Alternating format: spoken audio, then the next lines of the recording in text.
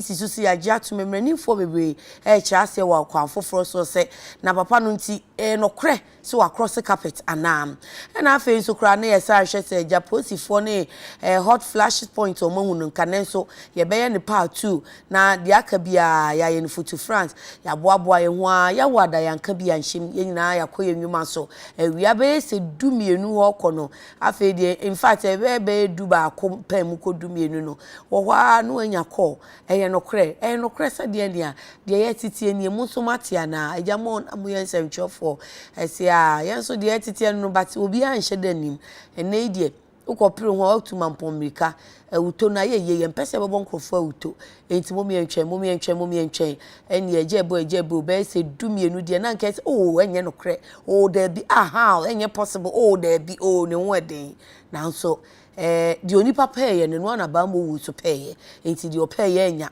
na di onya ye nso ampe enei ebi kwa yefro na ebi tu din no obi so bobina obi anu dem obi so and such is life enti na nke enya ya na enye sede ne ye tete no no na nso ekowie say eye saa o eye saa ne eye say kane mampani odi nkan of Fourth Republic imo eye His Excellency Jerry John Rawlings Flight Lieutenant wadani benkum so na enum no amanfo keka wo mo de na nso ye de munim say it's all about you ye san ni mamamre nti o say ye careful ne steady ti ato ye boase ye twen ya Ghana mampani na ankasa His Excellency na nado danko akufuado wo ye Ghana fo nyina agya abusua pani ebese ye obese ye say eye ninua wono no boshen First Republic Fourth Republic emo Flag Lieutenant Jerry John Rawlings wadani benkum so wo yare Britia wa bia pe enti Britia wa no yade na na yenim say ye yade asomasi say yade obenten yenim oya public figure na so ye de ne wo private life enti ya modern so ankobisa anhyada anye de hia ye efisi ehu kra enyane ne mreye enti de enim wane say yebusua pani His Excellency na danko akufuado abogana fo nyina mane say memma ne me nana anom ne abusuafo mo nana pani Jerry John Rawlings bokwa akura wokwa akura mpa tena ne say ne critical issues no yedane no about critical issue if we say a mixed feeling and a mixed reaction amanfo ma yen shedding amanfo ma yen yakọ ebi esu in fact obi esu nanso omusu nachi no reservations kakra ewom yeti ye na nkenim say onipawu a yen ka na chi asembone nanso ebi nsususu say asem ni bi ohonu mu anya se ye ka na yi a nya se ye di gu owufuo ni mfi nanso ni nyina kan ya bakosem no eho enti ya papa kofo say eyedania His Excellency Jerry John Rawlings owo ne fa wo ye wo Ghana abakosemu ono kro epani no say na empe bebre no na oni nani emmonan na oni no ntiase wo niema bi ho na osusu say na nso sabre no na JJ Rawlings susu say oye ni say ya ne ye kofo say onim say ono so ne ntiase mu no sa na no ya na ebeboa enti ono ene Auntie Teresa eye wo mo ya aha wo mo nanso ba mu owo wode na pakan aba ede ya anu betumi aye wo ma abusua no hyeden ya busua pani na nado boy amane awieye no ono ankasa nso akoma abusua no hyeden waka ne no kre wo se ahyase oka brofo kase bi mba ya na eja book thanks to Google tempestuous ase ne say na conflict of emotions ani ade ne niema bi oho a ahyase ne de no wone no atenka ne nhia utimi hia nipa wusi we meni ni sunsum enfra ana meni na tenka enhia bibi sa na wo nanso wodanyame asene ani giemu say ebe kwa awieye no in the end na ye better Ghana for one kasa you can attest to it edu baby kra na Ghana for bibi say hey from Kumi Preko to my best enemy movie bi a me hweye or say my best enemy enti sa na koye ya fe de na Ghana for hu say His Excellency na nado ne Papa J di kasubom na no kura ne ma me firi mu ahwe agama nani na wotwe me nsa ena wo mo pe abrewati ano kura bere a wanche kura papa isu atinwe eno tede mampani ko ye ne ade na manfo sesi ade ene ma asesa won be ya tamfo akosi da ben eno ko se no mo nya tamfo just that na one no ahyate mo ntam no eye witiri wantwi ekwa wiye no na yara mampani anasa flag bearer ema NDC amanyuku no ono nso de ya konsem de ama abusua no se ebre yi mu no de wo mu hia kese ana de hia kese se de Owura JJ Rawlings ejina ho maaye de woko hwehwe baaye say ye democracy no enu ne ebetumi ahyemu kena enti ebre bi wo hono a ye bema democracy edi hini na nkontabuo pa ene atentene a na wogina ho ma social justice, accountability and probity ene democracy na ye adwuma eye sabri enti Owura John Mahama so de no na wo se emprempre ye mu enu akromu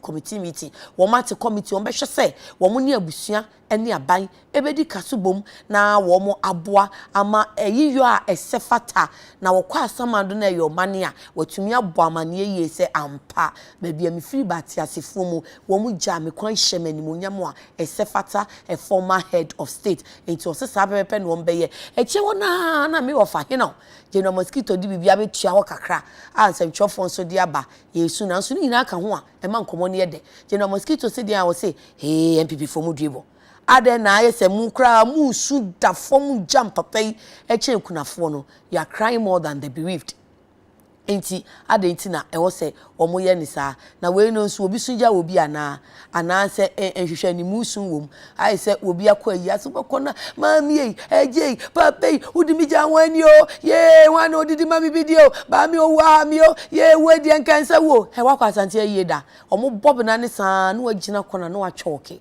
na wabusa se na we ne dia ne di oda ho no omo sio ni na brebi na omo kofa ne ba ha na omo ne betena se so abro be hwe na ne ma no da ma sa no musu eno no musu cry more than the bereaved the ade ne boni sire mu no ono kra ni su no timu se level su na de ebi ogina chire kakra no nanso ye kan sa ebe ya na yesu esu ni nyina ye be die ho nkomo other leaders and so e de wo mu tirim kwans forgive me tirim kwan ne de yakọ eni arechichensem wo mo edi aba na mpanifo mo di aba ni bi eye Kane Senate President Emma Nigeria Atiku Abubakar wosi owura yi na oyo conform apa na odi mpuntu nso ebre omai Ghana ena Nigeria mampani na nkasa Muhammadu Buhari ono so ede na arechichensem aba se heartfelt condolences and koma Ghana buying any Ghana phone nada Liberia mampeni George upon we and so de ne diaba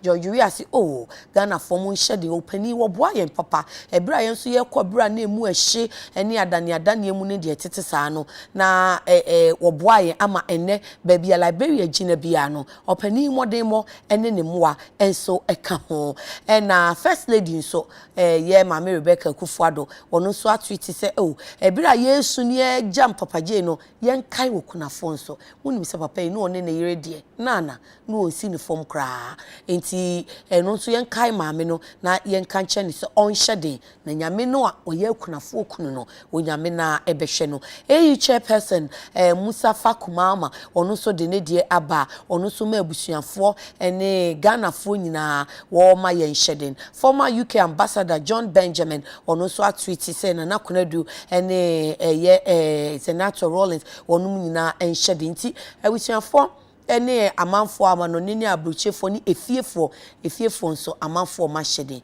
nanso yanka no krese ebinum so wo mo own reservations ebi se a wo boa yen nanso haaye enti there are other negative ones media no de be choke wo social media so a ebinum a wo mu so esu kase o wa mayen so ye nya papa wa mayen so ye anyesi nanso ni nyina mu no dani a osofo no you know but one day ye nyina ye be ko no be today enti no ye besu papa J second day of national mourning ye shall see enra 13th November etuomu a de akwakosi na de chie fiada 20th November enti ene second day of national mourning flags ni na fly at half mast enna campaign ahudo ni nyina so parties ni nyina chance say NDC flag bearer say no wa Ashanti region oboase ene wa bedroom kran na na adon so ene ne vice so omo so ma chance say after all yate empenifo emienu de sa ene yate no ti edani a yebesu no na penisi yesu kra yijahim nyesa yesu a wakwa yi ase a wusumi ma mi wuye no na misha na ye na yesu ana sabre no mikonya wo fa bi o ADB oh uncle esi edubre mpon fro se bra usu kakra pepa oni ase mpanifo aboye wom se wusa enso ba bia nyame de waduru no na sabe mo classic FM nti pepa oni ase na nya kwan na hwe wa hoho no enu nti na panisi yesu kra ye jahen nti ya pepa ye ni ase ni ya hwe nsem bi nso ni yanka ye besu be wie no na ye na ye basa na ebi obi nsa wa bi ode bere ye ni yehu me ka kire se ya nhwe other issues so ni yanka enu nso ye be wie no na ne enamuti yesu wana area ye bakwa akohwe ejapa na ye de ejapa ho nkomo ane ejapa biem ejapa biem kire se said the special prosecutor here in the report ni wie last week ye bo ho nkomo ema mampani kan se ye nsan fan komra hye bedwafie na obo 3 agreement bi din ni nsan doso enumu na enya approval because special prosecutor ansem no kan anopai ye ba be doso report CSOs for no wa ha no finance ministry say ye de anya fom so bia efisi wo kan ya kan say deputy minister of finance owura Charles Edubuahin onim he ought to have known as a senko hu and he knew na onim so say enye wono ene wode ne sa hye sikasem contract asema aban de wo hwa aban aboso ne purse so chief director of ministry of finance enti eba ne sen no owura yi de ne sa ekohye agreement no ase mandate agreement ne transaction agreement no ene wo san kan ya kan say African Legal Associate for no mrani for no wo mu gina mu ama white and case for no wo mu so gina mu no kra no na ntiase nim se wo mu no I say yes or wo mu nsa efi se utwe na finance ministry ni wo mu ni contract bia ene wo shada ni wo mu nya adwuma bia enti they hand picked African Legal Associate for no ene ye di o mo buy eba sa na on an assessment on corruption no corruption ebe wo hwero ewo ho enti eye niema esese yesan ehwe mampanisi enkono finance ministry ya yebo wo musubu crude frede no wo mo aba ye bibia kama pa oh how the special prosecutor no wanye na adwuma yi ana de okan aye no woni mu ana enu ne yebeto ebo aseni afa na makoma document yi mu report ni ni na owie ya pe na minister na assign say anti se mampani aka ene yebetene ye ho ne assign ahwem anase ene ya ye de ose ye nya no pepepe no man for say first response no de abusu akoma me piano first response no ene de jama wo beye enti wo beboa wo behwe aye no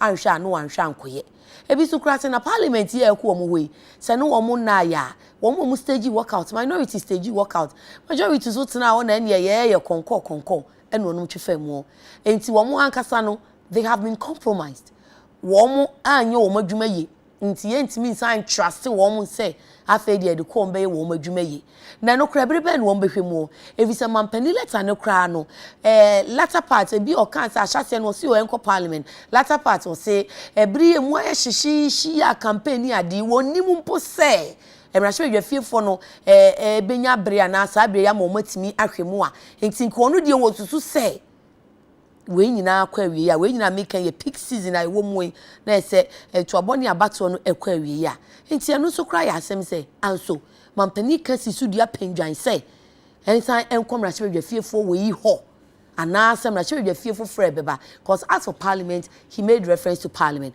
but say a 7th parliament ana say 8th parliament a enche na abano no wo ka no eno so kra ya asem se be na ni nyina mu no se wo mo choruses enene na wo twepepepe ene wo masori wo ko recess enti ye besia be frɛ wo mo na wo mo mra wo mo beba se emergency sitting na we no ye the emergency sitting ene hwemu ana wo mo the emergency sitting hwemu a ebeboa yen oh CSO for no so this week ya mbo mamane wo mo aiso friends and twofo nhia mu se ade die yetimu ntene yen wo ho debi nti die krontia wo mutimu ntene wo mo wo ho no CSOs no wa ha nti ene wei ene ensemienu a yebedi eho enkomo menyamu wahu ni se awie no ma na special eyes natural mineral water ase say wakita critical issues mo na okoso ekita mo enti mu pensu kroje ensu eho te abuju nsu kama pacho kai special eyes mineral water eno na eho te a eyema wo ba bia ensu de eye anya hweda kro nom 8 glasses of water wo fa bottle ba kwa goma no anu mawie anope afi na no wotwe abo ekobo no nkono enti ube fa breakfast kai say this way chocolate drink eno ani sushi oda ho a to wano friend kwada no se woda mpam na wo hwe yi nti to wano momra mi sushi na mo fa this way sashi ba ko nka ho esu unyanya enu ani ebebo 12 kra ansa na ebepon a bibi kakra kom ti ube ye okay but modia na je this way na me that tribe said that say so asiesie meeting so ama me fefe me short kepu efatamia na faseda no ma tribe said ma me all spink said patchuna papa's pizza and chain wa our friend was 02000995937 no na me top in so dey fi azelvoga opam corporate to pam African way bibia evening way na opam into for all locations Mr. Wada shesha azelvog echiakwan or dansuman asori dan ho wetumi afre no dansuman baby akane na ye frɛ ho mass school na asori dan ho baby na ye mass school no ɛhɔ ɛna omo ɛwɔ obɛfrɛ no 0288 616161 0288616161 azavu number no edi ya mejiso na ye mede ye ya Konamah memra ne dampon ne mum na idie metenam edi ama your regular host Efiokia the Vim lady enche obefri US abasa de Biden ne ye ne hu odi America wa setting the team the task force ya owura Trump sunya nyentum ya etwentwen wo mu bu a wo mu gusu o mu ye hand counting wo Georgia yidie obeba fiada nti enche wa regular host ebeba critical issues for the week and ye me na ye ho komra ye koba pa me ya bedwafo na che na afi ye de nkomo no ahyehye so twen ye basisia.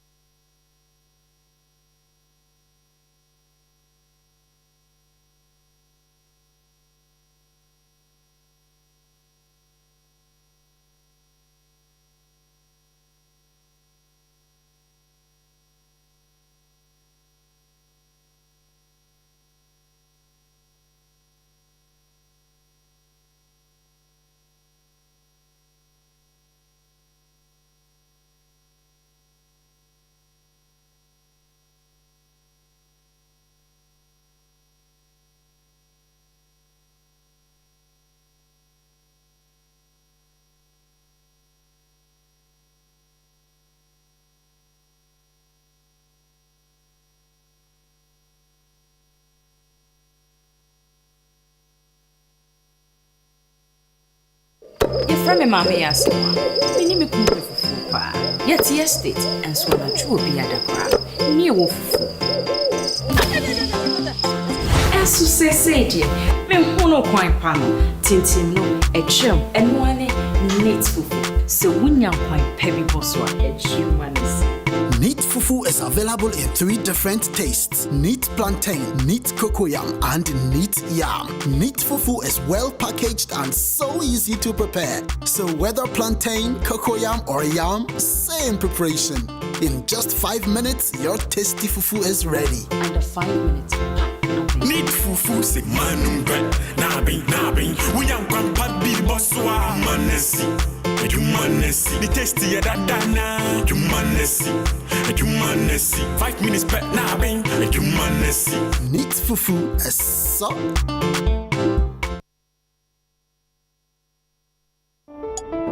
I buy you everything.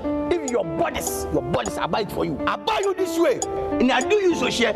Why are you taking my life this way? Until before this way, but Kwana yede. Hey, why are you telling me this? And cut. Data, sorry. People know me, Acrobato, aka who knows tomorrow. Look, my profession is actor. People are always giving me encouragement because of my performance. This way chocolate drink, that is my secret. You just need Ori hot water. You just put it in. You just take it easy. Even it just sustain you hungry. If you take this way, never hungry. You can take it anytime, any day, anywhere, everywhere. Everybody enjoy this way. With this way chocolate drink, all you need is hot water. Mix and stir for a creamy look, and you're good to go. I love this way because it tastes so good. This way chocolate drink, near Wihian in Sushi.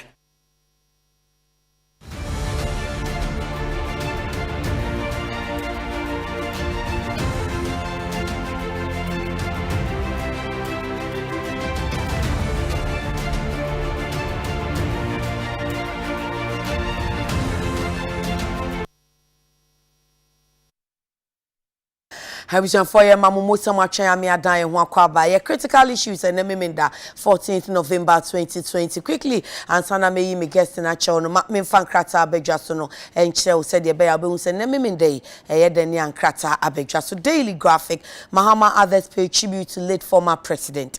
Ghanaians appreciate your leadership. President eulogizes late JJ Rawlings and 2020 WASI results out. Back page of the daily graphic is graphic sport league matches behind closed doors. The Ghanaian Times, death of JJ Rawlings, dead silence in Anglo State. Economic activities are standstill, streets, markets empty. And then President Akufo-Addo, ex-President Mahama, other mourners visit family of Rawlings, signed book of condolence. Government shows commitment to COVID-19 fight through third phase market disinfection exercise, says the Asokwa MCE, and 14,700 Ghanaians to be trained to acquire digital skills. Daily Guide, Nana meets Konedu over Rawlings' death. Kofo whips JJ. The Mirror, Ghanaians world leaders mourn former President Rawlings. The Spectator, traumatized rape victim appeals for support, and Sakawa man scares a Buakwa Menshia resident with white coughing. We ene enemy day and krata ebe jaso. Afe yen kwenye kobon komo. Ene ye guest ya wedi kaba ye no shen komo na se. Eyo ra Emmanuel Kuyole was Center for Extractives and Development Africa. Center for Extractives and Development Africa. Now we remember Emma CSO sa woma form coalition womokasa edi afasa ejapadili ehwono. Ejakuyole, good morning. Good morning. Nyame adom na wonswe. Boko na wonswe. Yiso adom me hoye pa. First time ayishe ni. First time. Aye. Boko die. Nyame adom. Sesi aye mone. Ye nyina so ye nhede. Obia kai opening Jerry John Rawlings. Na a day na also the kai. Well, I'm say near the kind of yebema omamu ni nyina yako. Na yama me Konedu ene ne mano samri se onwo obia akomaso na afi ebusuafo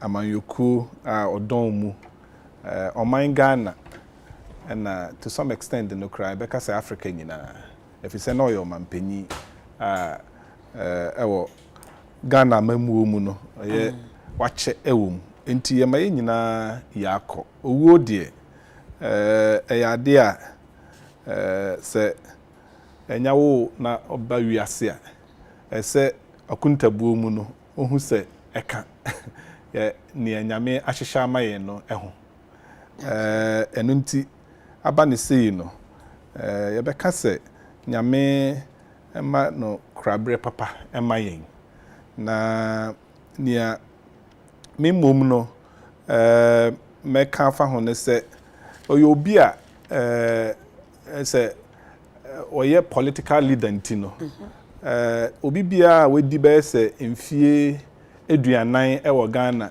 ha bia no se Rawlings are dominating the political life in a way. If you say enkromanom buzianom ne dodo na ate wonka akenkan afa won ho but wan shada mebunu na ewo ho samre no obi a woye under 40 no enhu amamuo ete na wate ekeke but Rawlings die obetumi aka say dodo na enim no ehun no one no eni nkita ho kra ebra na oyo mampanyin no na wote ase enti in a way no affect obia a life enti no oyo bia yenim no ne metimi aka kakra afa ewo no ho no se oyo bia just like say na ye nyina yetete no obia ne ne su ene ne ban na saa na nyamkopon so ebo yen enti ewo nipa bia ne sene osi etie oyo we below 40 we above 40 I'm above 40 na mamu ni pa enti wona mamu mu no edien na wo beka say this was a plus, this was a minus. Mean putting in the form of plus and minus. Okay. But say be we no ye ni ye we no anye ni ye na mum if you say amamuo no sanity. Okay. But near metimi aka won ho ne say obeye mampanyi bra na e won ne mranti brem. Ohwe tama 1979 obaye na no ya branch kra around 29 30 yeah there about no ya branch kra enti obetimi aka say ono ne omampanyi ba ko ayanya no a obeye mampanyi abra na oya branch okay na ohwe sammere no niema oye ye ne ekwan ofa so ene amanfo etena ya otumi hu say abranch no odi omansi ohu samre no na yeni abranche no di o mine say o betina say koko aka samre no na ekwan hyeda entesese na yeti na yeni media tesese na yeti nti bi o na radio so ana TV ba ko GTV Ghana television ba ko eba ba ko a o ekrase a this mo ko panyi bi fie no akɔhɛ na yesi koko aka ewo ubehu se Rollins ko kwaye mu baby na Rollins ne mrantie na omo twe koku ne ade yese omo ye clean up campaign o se omampuni na wa hye ne boot a o sigata mu okuta sofi chese eno no ebe ma one mabunu no in particular ye nti say obibia a obebo ne din no bebi obekọ bia no so onim hokra oba hofofro mpo a obehu say oyo bia na oni protocols oni protocols nti say omampanyi eba ikurase a say nka ye say omampanyi aba na sojafo piapia nipa na da bi obehu no mo betimoni no na wate no ho na one nkwala no ne mrantie no na onenam nti ema nipa ebedi nechi ebebre ade ba kwa me hu won ho ne to so mienu ne se e wo na mamuo mu ankasa no se oye osi na adwen se oye bibia obehu se oye enti se oka se ye se enye ono de waka na adwen enti no from time to time no obehu se na nipa expect se betie ni a opese oka se ye se enye afi ade ba kwa oye ya me nyi ya fi ni ba ho so kakra e wa manwose mu a me fi se ese ye bona baso e wo ho no ende se obeye omampanyi at the time na Africa ha no na democracy nshada entintim na ya ye bi enkroma no mutan ne buzia no mutan ne ya ye bi but entime enyina ma military coups ne ade ebae entine na ayese another attempt a ye pese ye de democracy eba samne no obae na oba at the time na ye president no bi say eyadema otogo a wadi so mfie bebre amanfo pese onko we so ko East Africa na ye wo penyinfo saa wo honom Central Africa France for on side na ye wo a lot of presidents like that okay to say kra ye kese na ebi mu da so etiase a obi ti say Cameroonian president or da so president oteho enti ono no from 79 obae no ebedu emra constitution no ebae utimi hu se na afi ono ankasa agya tum se kabi mamin kabi amamuo na amanfo epe no eno na ye de beye adwuma enti no ebedu 2000 nemre so ya osan beye ye to abama na obedi so mfie nwotwe no menhu se emre no so ye no wanye na dwen se obesesa constitution no no asan atena because na very very common at that time a lot of African countries na saa de no de bia me hwɛ no a because o hwɛ se ne na ya mamu no sitie ne tumi ano o ekura no ne mmerɛ dodo a na watena so a sɛ enko ka sɛ opɛso o yɛ bibi saa anhwɛ ananka bia na watimi aye enso so nkae mo aye. But na did he have a choice at the time? Eno na make say it's not about say or what choice and so only choice. Ofa ne ekoso e wo Cote d'Ivoire say ya na odwen be say few years back ntako esi honom na omampanyi foforo ya ba nka me my famu no nka me nwin say obi be ya na adwen so obesesa constitution no atena so for the third time. Okay. So entino ne me bona baso wo ho no say wo oma kabi mamin kabia mamu no etena so na ohwe se ne na wa introduction na wo kana ohwe se ne na tension e wo between ono ene former President Kufuor entemu a otimi hand over smoothly a man no na yehu say some of the things are na mamu mu no me fi say aboa oman intermediate se a wo kwei no se nipa eba opanyin bi na se ofi musa de ya na me mani ekoso no ene se edien na yebetue hunu ban na yebetumi anya afi abra oba beboy no. Okay. Ade boa ne man na aboa yen soso na wabisa ho se sa mmiri a me no mienu ye teasi se ochena bi yeni ho a den na obeka fa yen ho se ye ba beye Ghana fo no emo aben abrabo papa ben na yetimi ebo aye man nipa de enye den a ye wona fa bebi a oye bibi o ho no mo a obi betimi aka se enye but on the whole no abrabo ben na o na ochine bi no wabusua o man ene obibia aka afa o. Okay. Ebesian ba na ya ba be hwe amanfo nsem o mo kan fa sa transition na o kan o say o JPN at the time no say was the transition smooth. E bi say that time no ye krokro no yan krokro no ka ye nya ni see enti ya ye nsusu nka bi so say ase ye krokro no ti ase no kwan like you are saying no eno so ye nti reshe sa transition period ne even after no support to odema omo baaye no say sa no oboaye ana. Professor Ransford Jampo, a political science lecturer at University of Ghana, political science department, Prof. Onso Abba. Prof, good morning. Morning. Yenina yenko say. Yeah, the first president of the Fourth Republic, His Excellency Jerry John Rawlings. E den na o de kai no. Oh, Rawlings me kai na niam bebre. Na ma de kai na e doso. Okay. Ebi ya. Ebi so ne ade a nya suehunu wom.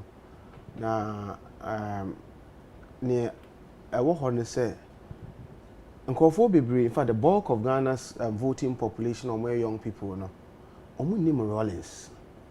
You can't Rawlings as someone. You money one say papa be Jerry Rawlings na, but they don't have an appreciation of Ghana's political history. Kwanya e fa so Emma Rawlings ebeye Rawlings. Nipa bebre nim. Enti no wo kan nsem bi as one political science one betena classroom ni anke bi ankyerwa. Wo kan nsem bi kire nkofom say saa. Na oman bia omonye niema ebema omo mebunu ebe appreciate omo abakosem no saa man no omo ntumi nye den enko omonim. Nti you cannot discuss Jerry Rawlings without looking at the factors that or the circumstances or Ghana's political history ne niema edidi so a ema na bae. Ghana enya ye found in 1957. Kwame Nkrumah na di enim. Enya 1957 fa ho die no. Na ye independent there, but we didn't have self-government. As in, na abrofo and that's why I say so. Kwame Nkrumah was the prime minister, but still na British Queen no na odi so 1960 na ye benya ye first republic no ye ankasa na ye govern ye ho na obroni biara endi so. Kwame Nkrumah rule on my Ghana from 1960.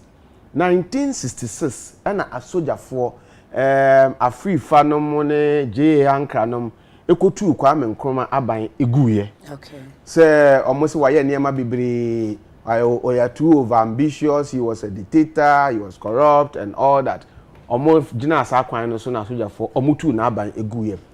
Ankra no mo ne Afrifa no mo no eru Ghana from 1966 no to 1969. 69 and ye sign to aba. Ye sign ye constitution foforo.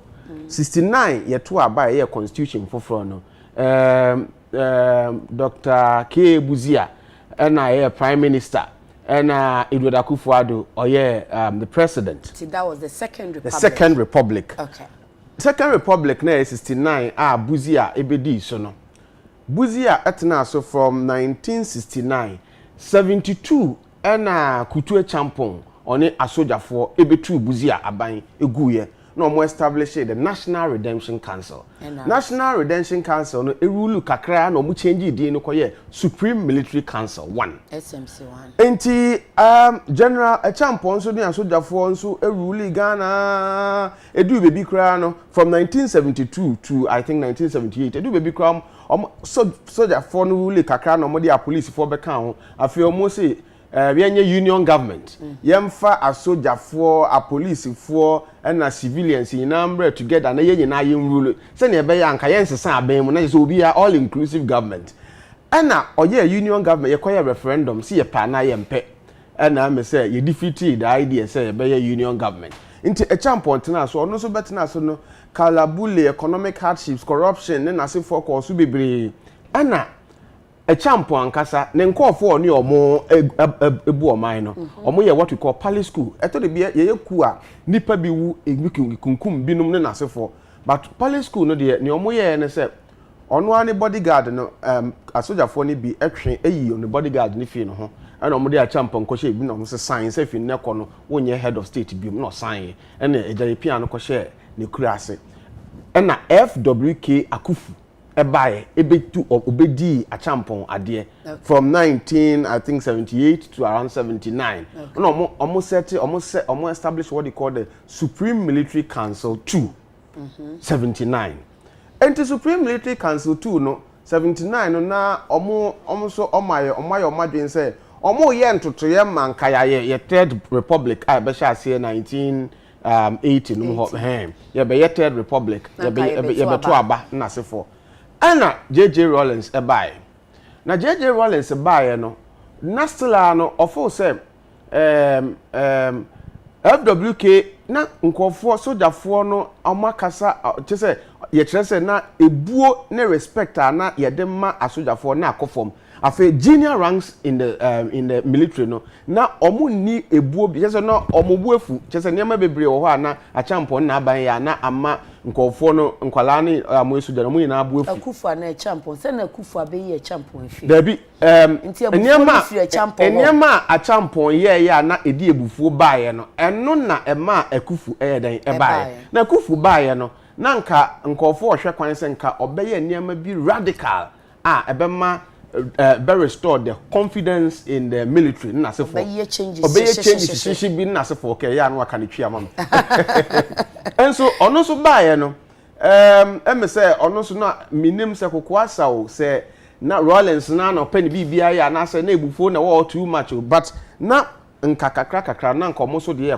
Third Republic and na May 15 1979 so we bia ebedu May 15 1979 Rawlings odi asojafo nkuma bi enim ana omo ye ku na se nkomo kotu aban na yeden FWK Akufu aban na yeden nkomo kotu egu FWK in fact I say na ka 5 weeks am ya elections FWK Akufu aban na me papa o kan we friend Mr. Samson Besma Jampo no ka ho ana ade Rawlings yes aku May 15 no ku no answer CD okay ana ye chi Rawlings ene ne nkofo nyina ho ne yete esi ye de player 82 ne more ene na sefo ye chi Rawlings ene nkofo na omokoye ku no ekogu ari custody ena omo set up tribunal say ye be den ye bedi omo asem na ye set up tribunal say ye bedi omo asem no bra ye frɛ say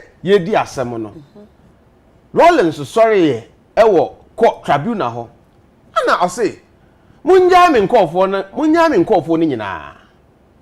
Na me nkofo no, na they were acting on my instruction. Enti se kumbi wo ho a mo bekum obi a, munya wo na me na munkum me. And Ghana why ne tumi kasa asemi. Menim madam madam fu bi a o kire nkofo adwuma. Ena nkwala na o kire o adwuma no ba ko bi kɔbɔ kro no. Ena ye be kire no e share police station. Na ne master no a madam fu no okɔ na wako beli na odu ye no akwara nse ne master no kra ka me e kire ne master no so ka ho. E say obi ga nipa bebre wo ho so mo ka edwe mu a na omo pese omo de fore so no nko abewudi e onko but this the man Rollins here Rollins no this is the first ade a oye ya e ma nkofo agi no tu enti no oka munya me nkofo no na mo pese mukum obi a obi wo ho a mo bekum no execution bi wo obi wo ho a woye bone a eye me na me ma ye bone na munya nkofo no e ho no court tribunal ho no the processes got disrupted. I said, nippers, who be that? A man for ye big. Into my process and heading at the strap here. Uncle for instance, send the uncle for ye the day was my Rollins a kind. Yet to me and cost anything in here in Tia Seminole. Into yen two assembly and fine cheddar. Tia the Rollins and then call for the Esako cells. Okay. Anti omogu cells or no, our cells or no more, or more train or mukum. Say Rollins nkwa na ebekunu se ne okan yo se ne nkofo no so ebekunu mbe aka wana se bejan omo de omo twen se omo eden ombewu enna bro omo gu ho no boache jan ene ne sojafo aka no omo charged with as dia na Rollins aka se munya nkofo no na mo pese obi mukum obi a me na munkun se na ama I inspire omo say look asojafo nkuma no omo nya leader bi a kandifo pa obetumi aye bibi. Okay. Nti omuko bibia ye de Rollins ato ho. Ana omuko di nkan ko attack em say broadcasting house. Ana GBC. Omuko attack ye. Ana omuko bibia de Rollins ayeden ehie ho no. Na omuko bu cells no. Ana omuyi ne pie. Na de no muto mam angadi wana say oma security there be security tight but the point is that they were overpowered. Okay. Buachi jane ne nkofo no ko overpower security e wo ayi omo guard omo de bibi omo de Rollins ahye ho no at the time na ne rank e den I flight lieutenant JJ Rollins best trophy na no kura no die wi one person ka on say ade ba ko selfless ade ba ko ne say ka obetumi asesa post ne adan abobo so but eno no kura ya enti no won ko bu jail no bibi a Rollins wo no ana almost a wona utumi kasa enti no ya do call broadcasting ko na ko announce say ya eku enti won say 1979 ku na Rollins na ye nipa bebre enim nipa dodo na ye there be ebinum no mokofa ebinum no mo ye omade omo ye no mokofa na say bra na wo ga na no sometimes no train so obewu.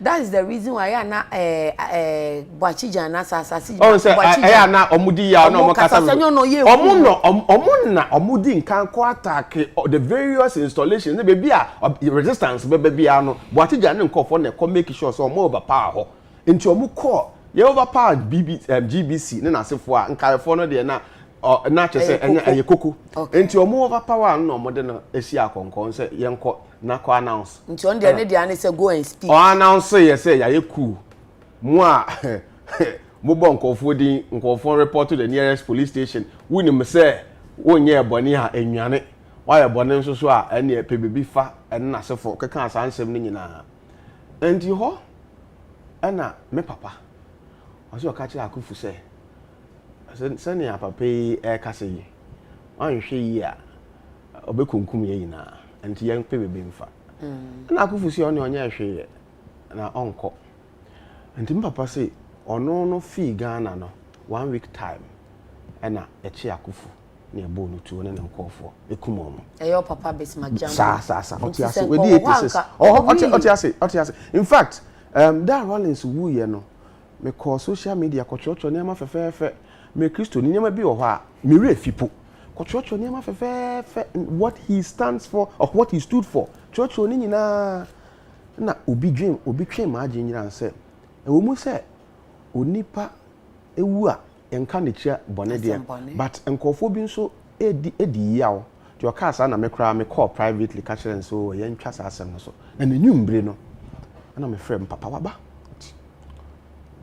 me frɛ na me kan what to say Rollins say wo no start so kasa na nsɛm a ɔkaeɛ no na ɔyɛ very bitter and then ni nyina me say na nansa asɛm na me catch we no ɔyɛ very bitter very bitter because my papa dwane gyae 1979 bra na me di 2 years ehum papa bioma fi 79 kosi 2005 ni papa started say osan ye papa no aye na me my mini pewi you know when we say you are trying to gel with somebody that you have not known for a long time ding is difficult to be ya one ne kasa do bia na nkomo na si and so me mama to me ne bon koma and so crap is on trust so kasa ma won say anya me fault anya the fault ye na ye bre how to be able to gel very well ma me kan was so papa we nti oh but ni nyina no now papa into baba 2005 na che say after president Kofo ba ya e ka wakọ citizen wo ho oko political asylum ko UK okay political asylum akoye yi okoye no so niama bebre je say yempese I don't want the focus of the discussion to be focused on nia etoyen but me ke kusi say niama ni bi wo ho a mempese meye hypocrite wo me nipa enti no o catch them say menka Rollins asem a na directly the fact that I was fatherless for a long time na say eno wona me kai what I went through na niti through me kai nia me mama go through as a single parent mean to me ntwa eno nya den embo na me nka se onipa wu a yenka na chiri asambo ne ntino ade affect me eya oya kra na wosre I mean then what to for what purpose enti meka ni ana eya ya wo mu na mom na masa de balance no eto de bia amanfo nti ase me academic openi me catch them say you cannot have a water that spews tasty water and then bitter water at the same time. I'm saying no come no nya adwen because we as academics no nia yenimu ye ne say wo di paper betu yenim say ye examiner ye hwe papa ewom oh paper wa chro ne say waye ne ye we waye ne fine we waye ne say nanso na ye de ya criticizing so you do say the be ya ye besua bi you do a balancing analysis. What I say, what share the papa, what share the bonnet. Now, I'm not here to talk about the human rights abuses that took place under Jerry Rollins. Or you'll be a Ghana Mampini, William Baby call, he declared 7 days of mourning for him. It's then Mebeka dia near or ya uncle ye. Then near family me who can crave in a meeting one case. Sana some of us experienced, but me a Christian some can me cry me refi until 3 days today numre and my old man just reminded me. But I also want to believe say papa da sudi ya oh yeah that's yes song ko ngan tire because ebia enye wonkwa pese me hu bi o social media nti ma intro me ka so we no de yen fan wada no he was so bitter me hu ababa wa bi so say I stand to be corrected say nyo no a o se ne papa ne ye kutu echampo okay nti ono so atcho ne article say ono kra de o feel say Rollins enya ni wo easy and probably comfortable. You see the kinds of things. No, I'm just saying. So desire. But why is it that one call reconciliation and because we had that platform thanks to Papa Kofo and by now we would have crossed the stage. My uncle into what in some Papa catch them some account high be a best ceremony no. I don't want us to go into details. And then again, let's not talk about the reconciliation. Just say, me no nya some na you can't you fret na reconciling. Na say after reconciliation no, one die suban bi edi. After reconciliation, no nante say maye anase sa na. Even though ya kan ya bomu no, ubewon say abotoyem enye den emba. Nti reconciliation commission no, it achieved a certain purpose, but beyond post reconciliation no, one more na omo ye feel say omo ye nneema bi a nkofo bi ani anje ho no den na how was their posturing? Their posturing na better say nkofo akoma beto mu yima na say nkofo akoma like omanya nuhu ana say omanya nuhu ana say papa me ne wo na enya asem na papa akama yasere ewo nenim esere wo nim bia ye pia abonten wo ka chem say maya amaye nenim no de bia ya settle but you see enne enye mbra mesre say monhwe mu program no I want us to do an analysis of Jerry Rawlings. Okay? Definitely. Ye be enye ye behwe nia oye na fe nia ye feel say ankoyi. O just say oye onipa bi a in terms of Ghana's socio-economic and political development, you know, oboa pa. Na ye can't leadership. You see, Ghana say you can't leadership. In our political history, me Kwame Nkrumah, the next person I make say me man Jerry Rawlings. Now, so who can say leadership? Leadership ni headship different. You can say obi a leader. The fact that somebody is a head of an organization does not mean he's a leader. When we talk about leadership, no, may define it. So to me, it is the ability to inspire confidence in a people and to influence the people such that they are always willing to give enthusiastic cooperation to help you succeed. Enthusiastic cooperation to help you succeed. Se obi yo kandifo a ono no obone ho modern emma enkrofo nya ni mugidie ni enkranhye se da ne da na mo bi obetu no nkrofo no so wo opepa odo ene sa ahokeka ne se ye beboa o kandifo we na ni so ade hunu ne ye nti e beboa no ama na kone. Well, what been too much, and that was Rawlings. Okay. Sure. But pay me to so can't be what to be that. Say at one point in time, bra okum ni pano na nkofo ko demonstration say yenkum ni pa more. Yeah, let the blood flow. Mkase papa. Well, people are giving leadership. Leadership is about enthusiastic cooperation. When he was even killing, okay. Edu baby no universities na wa Ghana no almost your monko school for no almost your school. University of Ghana for KNUST for University of Cape Coast almost say young colleges. Mo be kwan almost say ye ko nwurem ye kwosesa koko bi aka nwurem ho na ye hu say papa yi obetumi ebu oman ni ye nti no esansa akwan ase na cars ntumi konti yankasa ye kwosua koko no efi nwurem aba baby a you betumi cars betumi afa. Okay. That is like enthusiastic cooperation. And bra na Rawlings your friend saying President Mahama was now introduce you I think monthly national cleaning sanitation national sanitation day first Saturday of the month. Nipa hin omodi omohuji mu. Eto de bia obekọ na dwaso ankofo ye pra no na ebinum so gina ho ye den to omade. Just say obi amfa ne hu njim.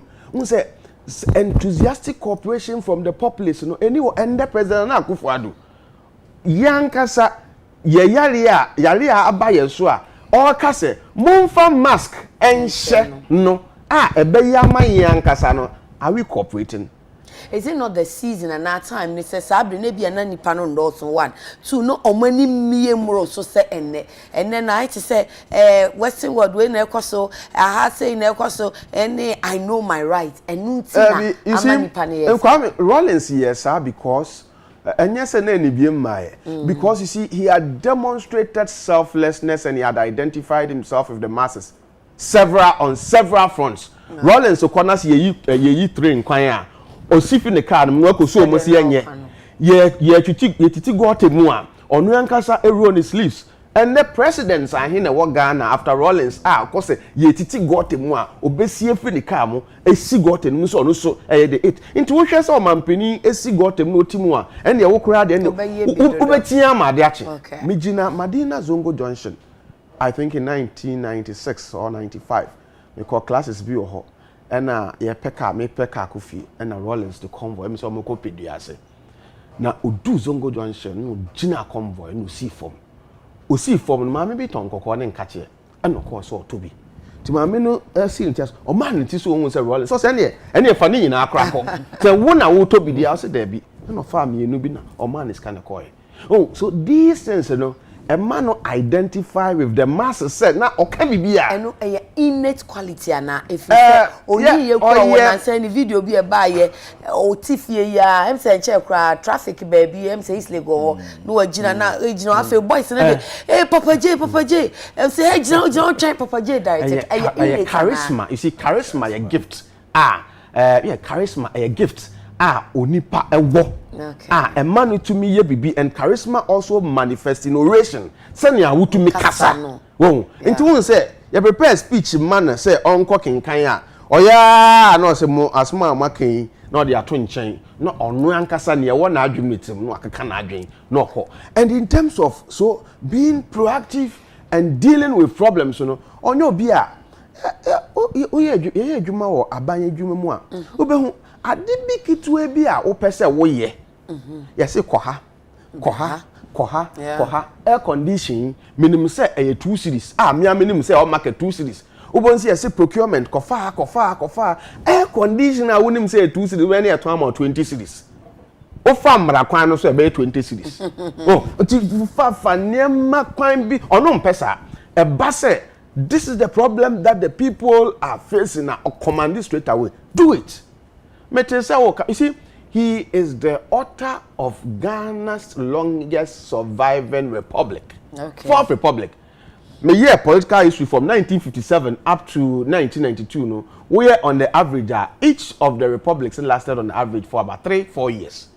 But fourth republic could 30 years and that's what you say. Now ya metete say nkofo bi say he had no choice.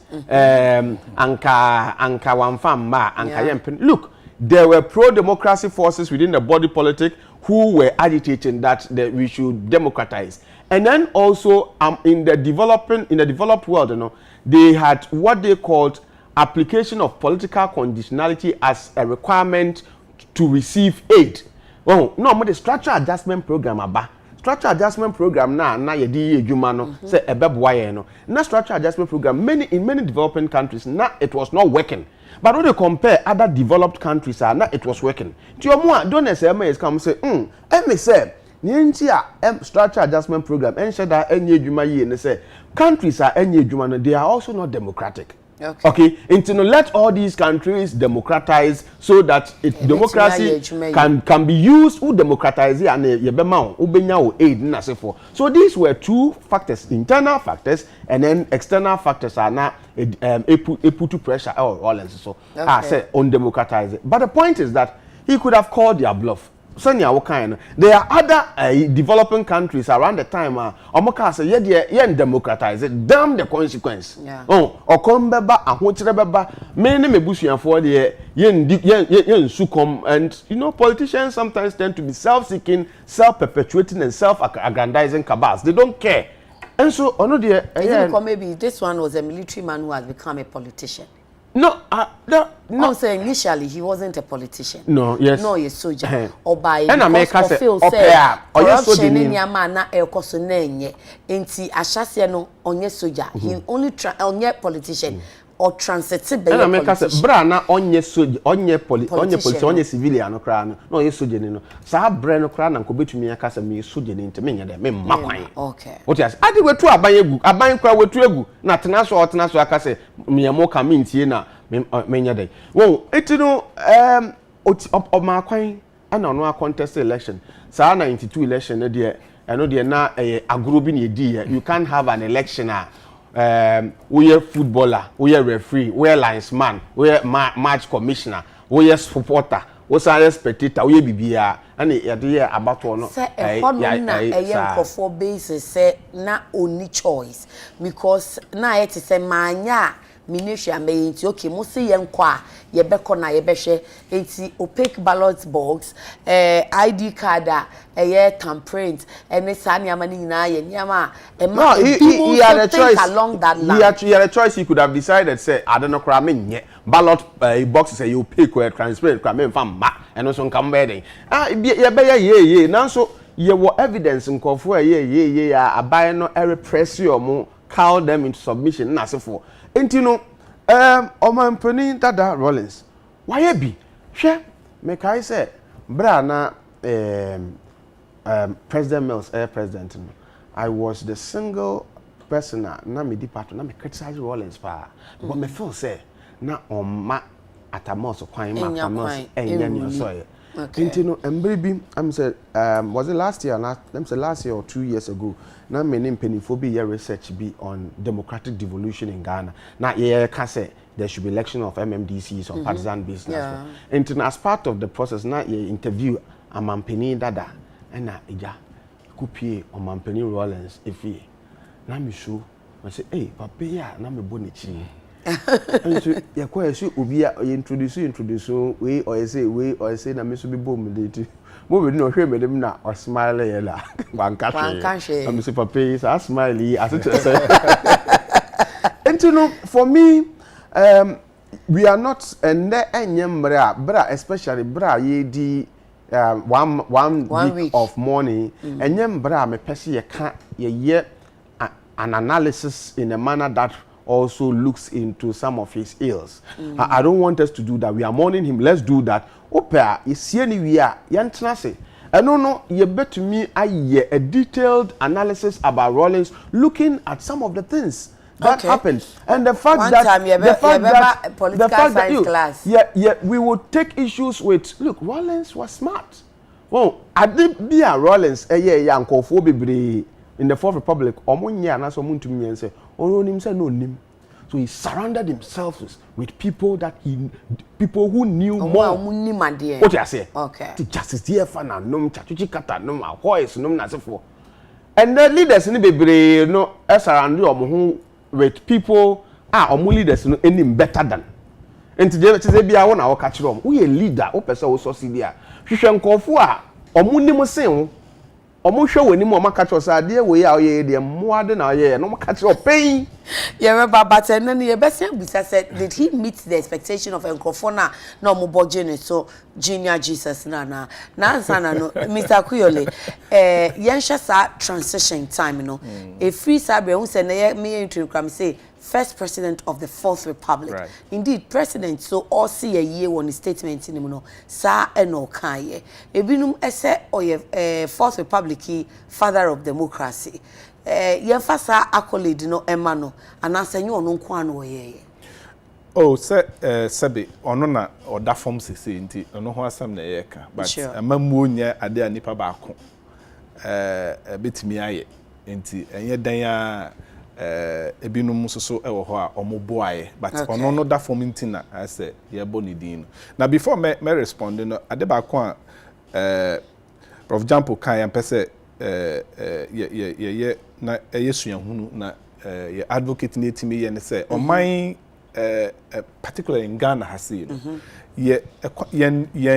ya bakosem no especially ya bakosem generally but ye by political history na ye di kan no ye nya ne se ne ye betimi akyerɛkyerɛ ama nkyirima ehu bebi a oman no efiri ene bebi a ya bedru ena mpanyimfo a mo bedi ye nimu no nia obia aye apart from kakra na ewo history books mu ene ne ye tell political science one baby entinu se wan kodon amanyokuo mpo a omukro mu ntumi kodon amanyokuo a na wadwen aye very narrow ewo ne wo amanyokuo no eka no ena onu ye sanso so a ye moa enchirima ne kyerɛ se ne nyina enim no obi a onim bebi a ofiri no ontimi nko onhu bebi a oko but na make us social studies wo ho and we can do more than that. Yeah, we can do more than that. No we social studies to even JHS3 then no call SHS na say o person we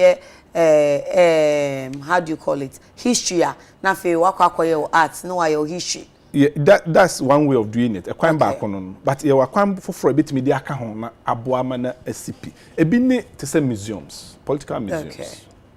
Well, ebia from our independent struggle and also even in the whole of independent struggle, quite a way and your way. If we documented it properly, not ye say be a museum.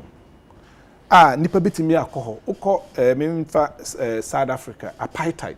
Any example? Uko Johannesburg say omo museum and ne uko drew honum na wu remu a we bibini na say if you have never been there one hwɛ okra uwure mu a obubefu kakra kyerɛ sɛ wa hyɛda pɛ sɛ wonya the experience a abibifo no ene abrofo no efam enti wodu gate hɔ a woyɛ bibini a na yahwe wanimu ana yɛsɛ maame a kwan we gateway wontimi we kwan gateway and say watwa plane do South Africa na wokɔ apartheid museum na a security person na hwe wanimu and say we bibini nti this is a black gate and a white gate initial reaction base but it's done on purpose enti wure mu a na abrofo no so efa abrofo gate no but as you go no you get to a point where you come together that is a story na telling the story until ube pie no ube hu even though you don't live there only ho apartheid wo ho no museum no kakra bia wa spend be 30 minutes and 40 minutes e wo ho no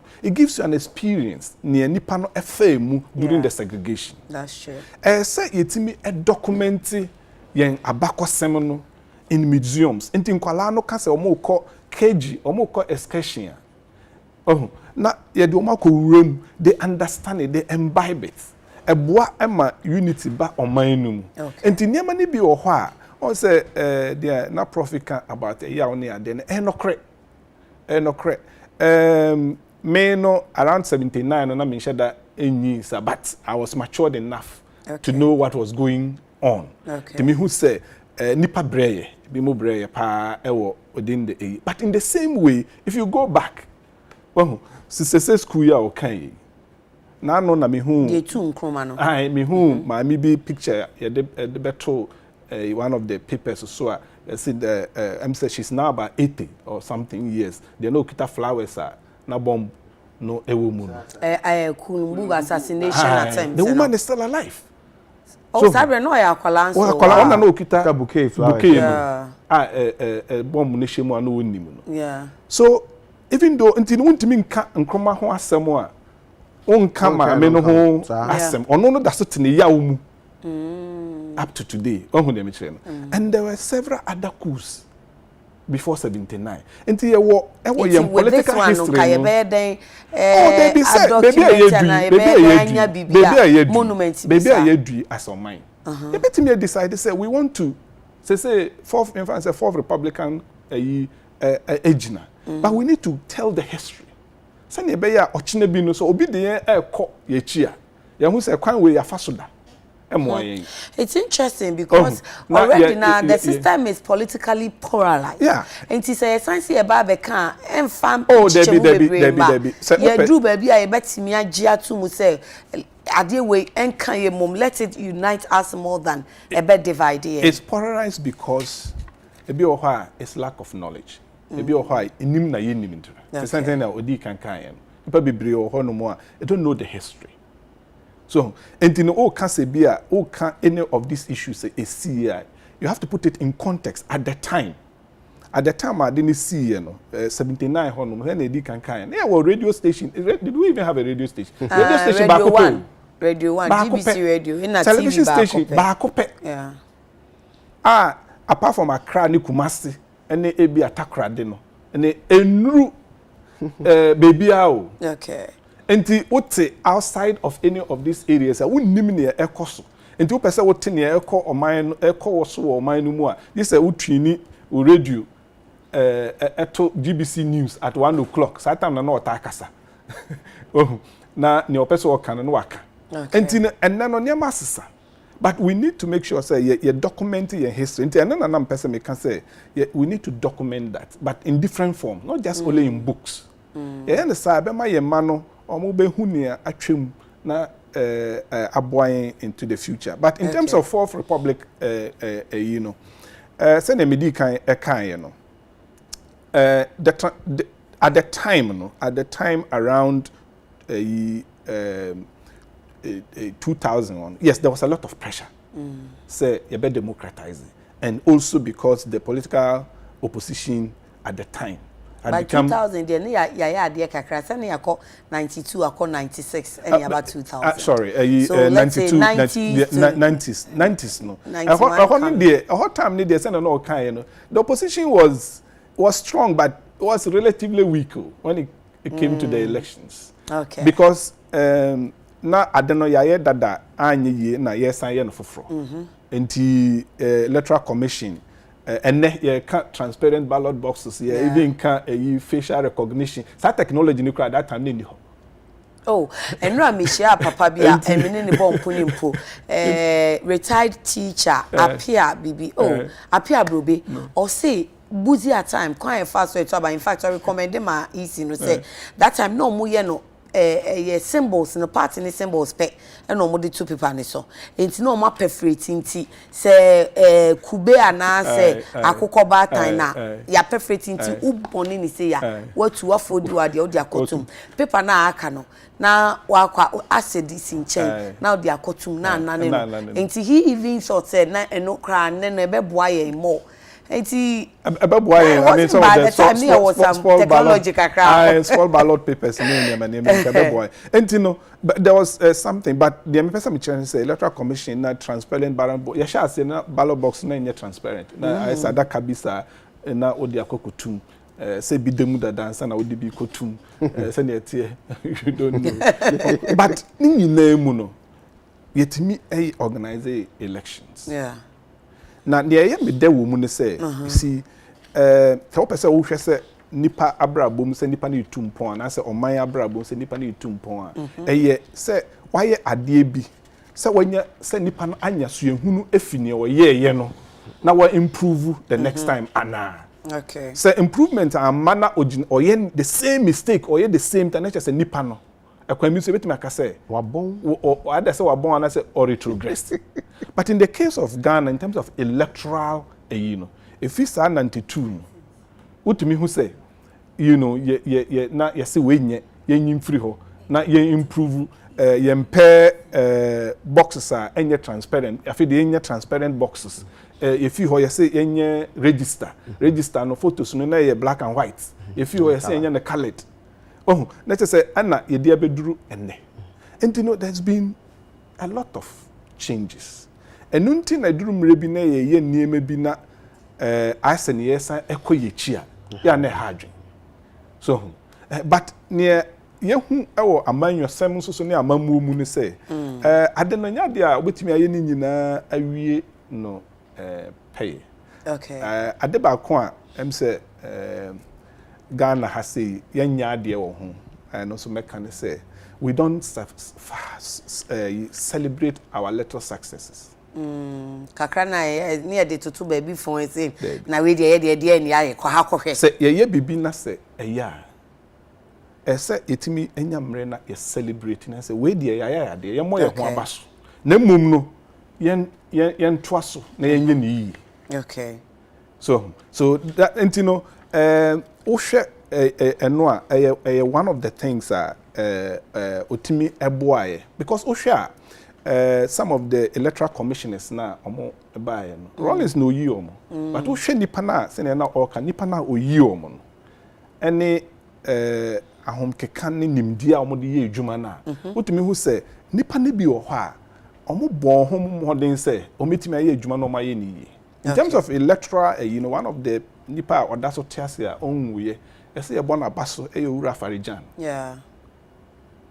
because uhwe at that time or the buy na niema ni bebre eni honum but otimi supervise processes na sa kosi mra the time oson ye okay it's more Rollins abaso no making kind of yan when so almost say 92 no prior to 92 elections no ade a o ye aminim say we recommend and answer o ka seniama ni bi wa yen hwenhwe say e bia ne kra betum dia yedwuma at the time no o impose 20,000 cedis it's about $400 cap that will campaign contribution so enti publicly party bia no o campaign no say dia wudi sika wudi ye nia ensa say eburu say na echinanko ankofa corruption ama and I'm sure he did it on that background and they say we catch a party bi na say on my moon parliament kwa kwahye mraka say mema wo campaign si come we say be ka say una wo decide amaye and so she say yeti we ye knew how our political parties ko mo fund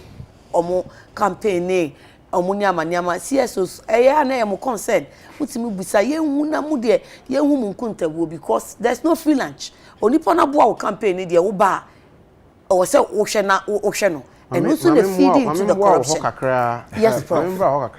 Around the time, there was some form of public funding of political parties in Ejai. Time Rollins, 92, 96, 2000, 2004, up to somewhere 2008. Okay, now on mine, to about on mine distribute 2 cars and political parties. Okay, Tata and a Niva cars. Not yet the ma. You know, near almost Sikano, or no to mix say and spend it beyond this everywhere. In fact, there's actually a draft bill on public funding of political parties. Branham Yedwai near the Konamah the presidency in 2010. Okay, but in that bill, no, it set a ceiling of amount of money beyond that you must spend, beyond which you know spend there what umra. And as for every time BBI public fund of political party, they set a ceiling of money. I want to mean spend it beyond. You know, around that time, it was something that is good. That was good because and he could do that because at the time, not or mine so no. There be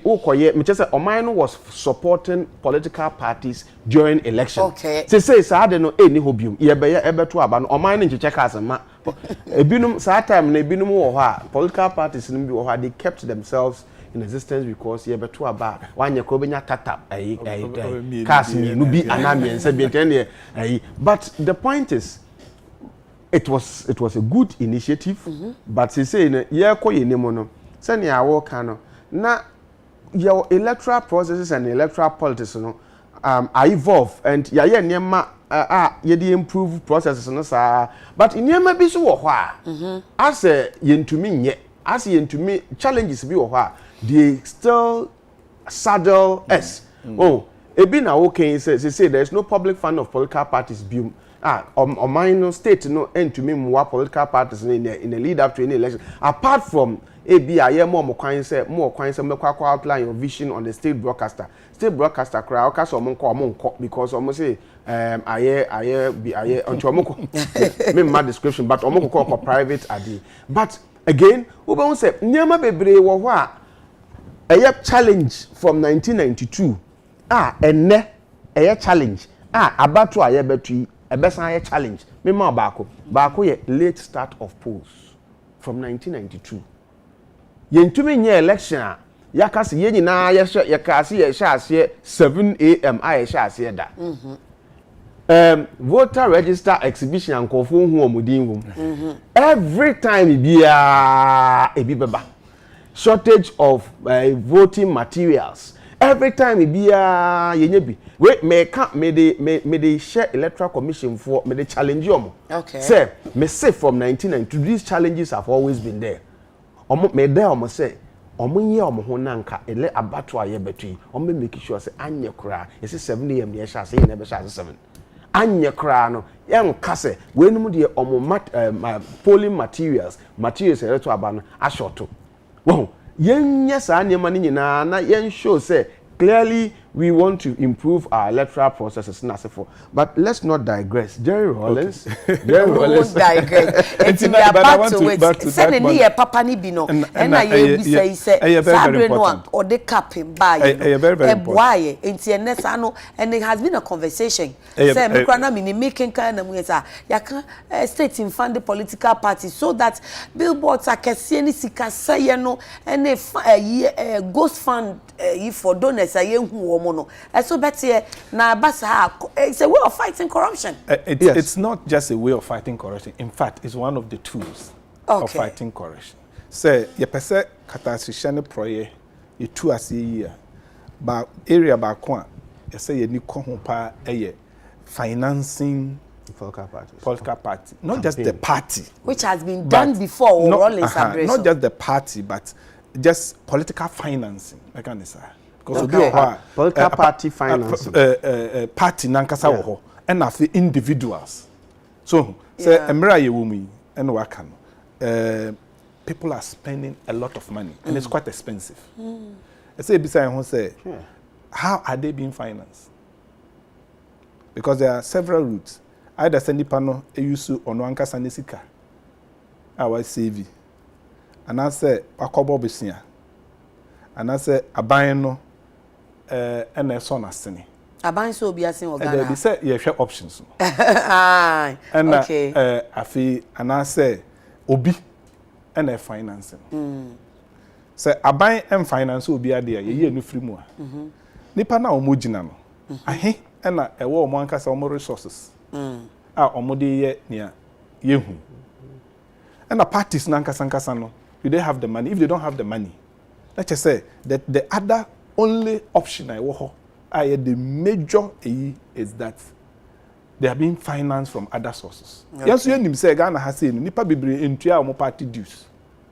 Nti parties ntimi ready sika emfi omanfo no nipa de na no ka say me wo party but kwani atembidie nko no odi ontua dues. Nti no ontua dues nti party na nkasa ni hye de ni sika sa. Nti na say e kwan bi so no ese party ne pesika efi baby. Yeah. Eno na ema se party no e wa aban mu a eye a major incentive so me pesika. So ena 2 se eno no fi ho a nipa omo finance political parties. Obi o finance obi se or financing the campaign and I say poor finance party no. Sabe onye philanthropist. No correct. Onye philanthropist entino or your political entrepreneur. Amount for investing ewo ejuma mu no. Amount for investing wo ejuma mu no.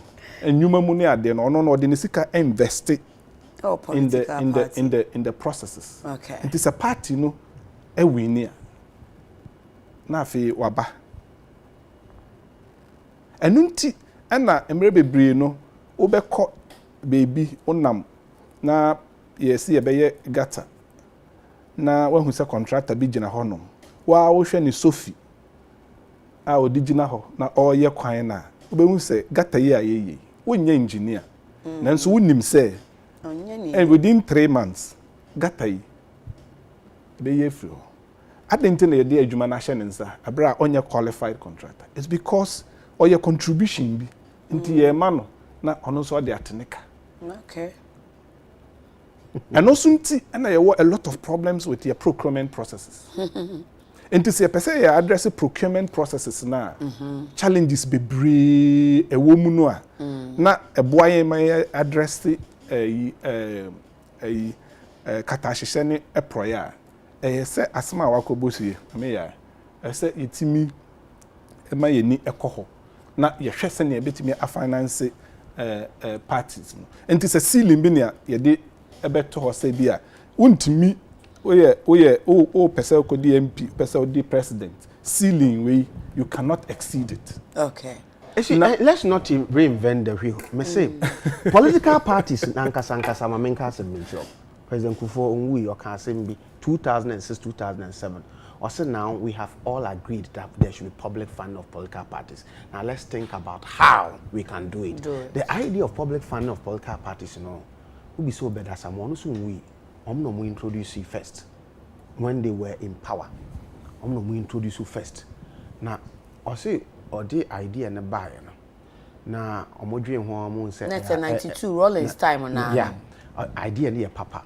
But later no and almost say hey one share it will be a dangerous weapon to your political opponents. Into what happened they say political parties were power omompe. When they are in opposition, they like it.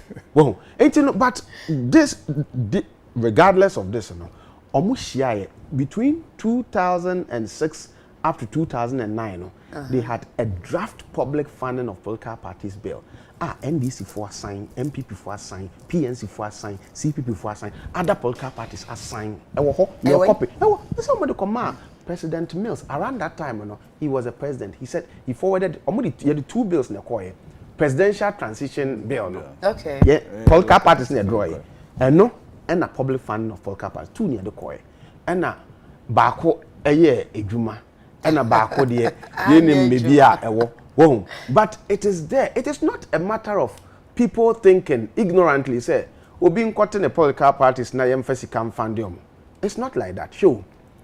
Ye pese ye corruption pa what can so many bebre when we say nobody is tracing the challenges you are talking about, you know, to the fact that we don't have public funding of political parties. So yeah, okay, me the madam for be also me wa contract me supplies school ntade. And I'm say now opa ma dey also now they wouldn't me wa contract me nya contract say me constructing road. And I'm say but say on your road contractor so you wouldn't me aka makwaje me koton. I'm say look at that.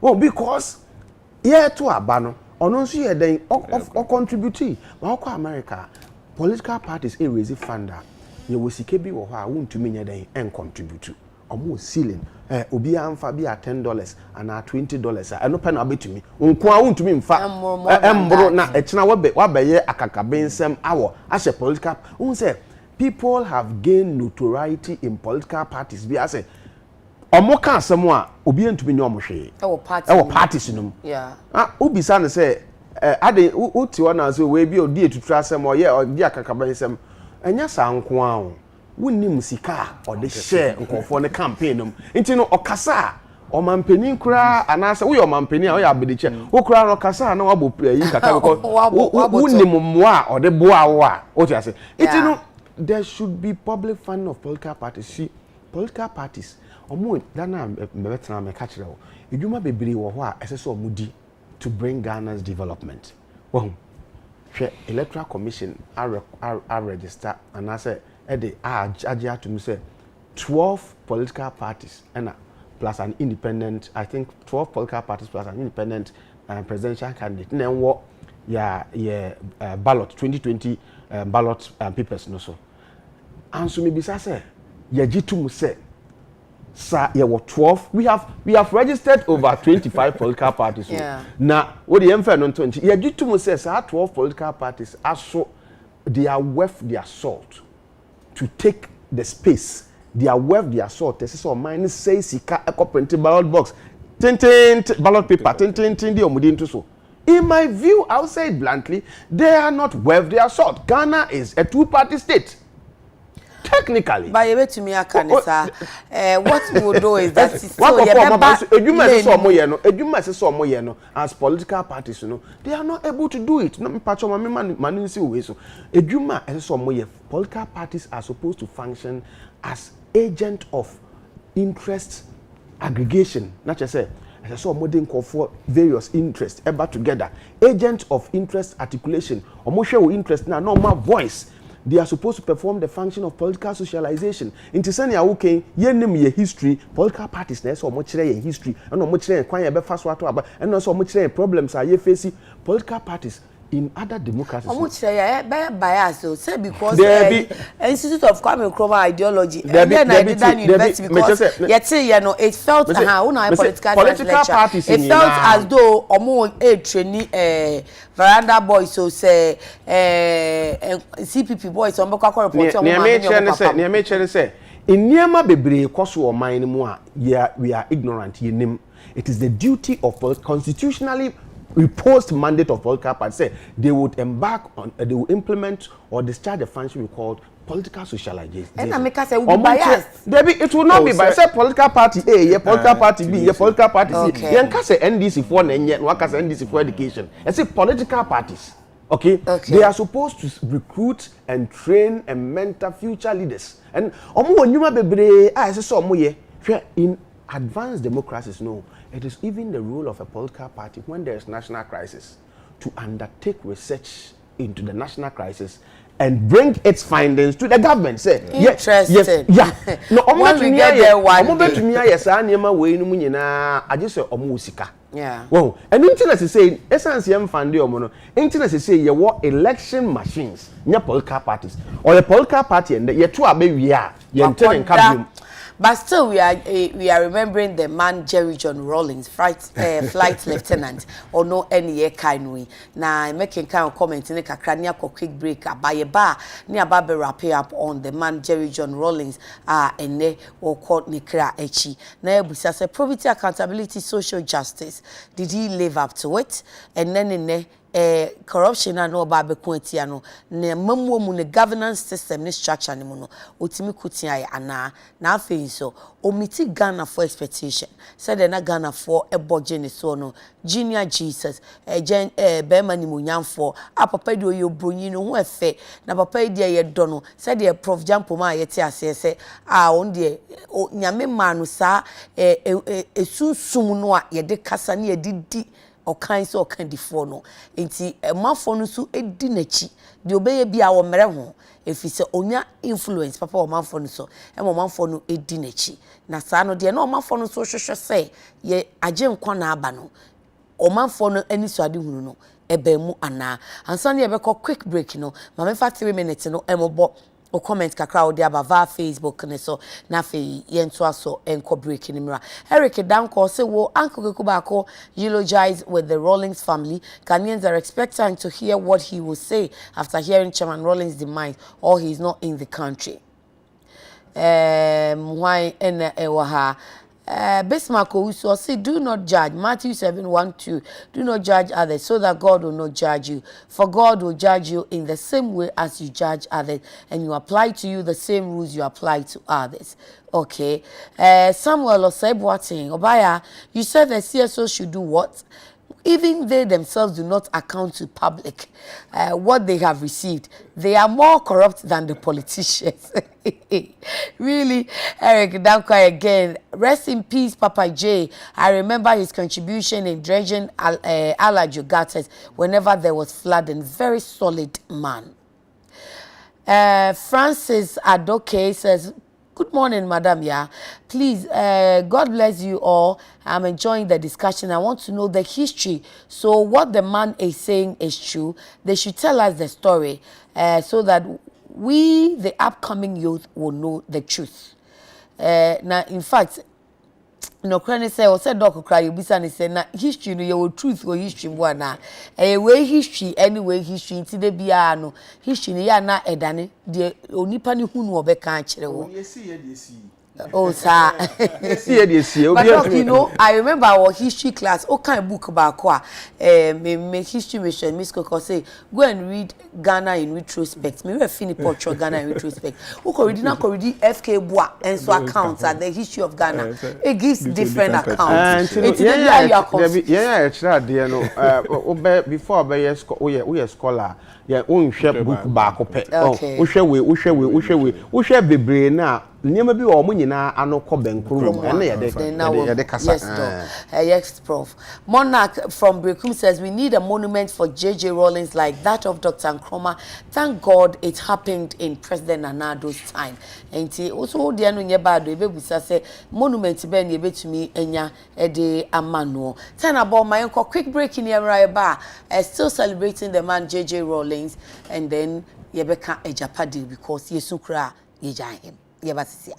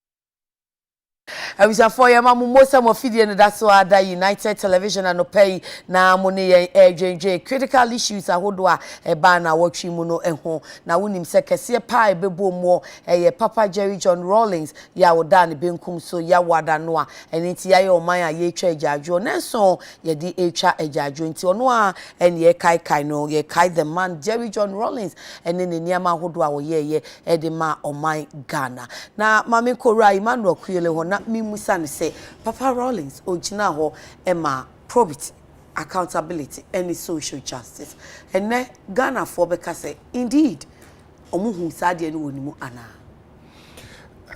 ebetimi akase on say say katahihye ne proye no betu ase no it's a process enye event ade a oye no ne na efi ho oyobi ana oka sade no all the time but send your prof kan no at a point no oye detailer be hwese bia otimi ejina so ananso no ankasa no but on the face of it no na ye ne major nti ohwe aman yoku a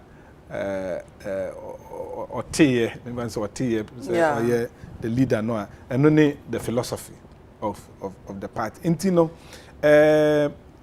79 ade bani nyina na ya ade a ono no eno na no ogitum say public office eye osom na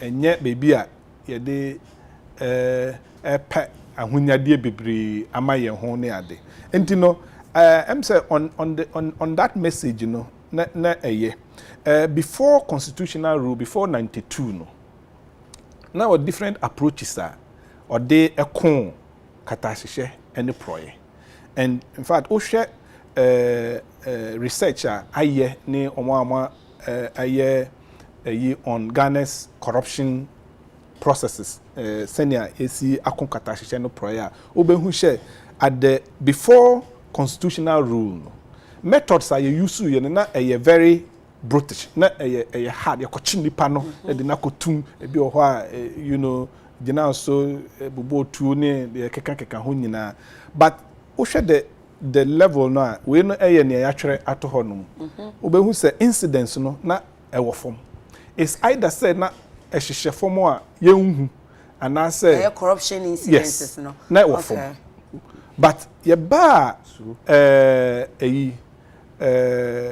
kabima minkabi amamuomu no emmom a enkese se etintim na ye adwuma no eno mmom no na katahihye no proye no asori okay enti na wo bebisa se na adenti na etesa eye niema bebre enti ebi wo ho na ye mra na ya hihye unse na ye wo mra bi wo ho no mo a ehye GRA Ghana Revenue Authority at that time IRS kwan ma omutimi omuhwe wabrabo a wo yetimi ebe verify your source of income ekwan a wo fa so enya wosika ene obra a wo bo no se nsonson ya edemu no eso kakra yetimi check sa niam no bebre wo honom a na I say ehun soso e wo honom because kwan na course no ti fa so edi nipa asem no bi o ha ye frɛ tribunal na but the tribunal na judges ne preside na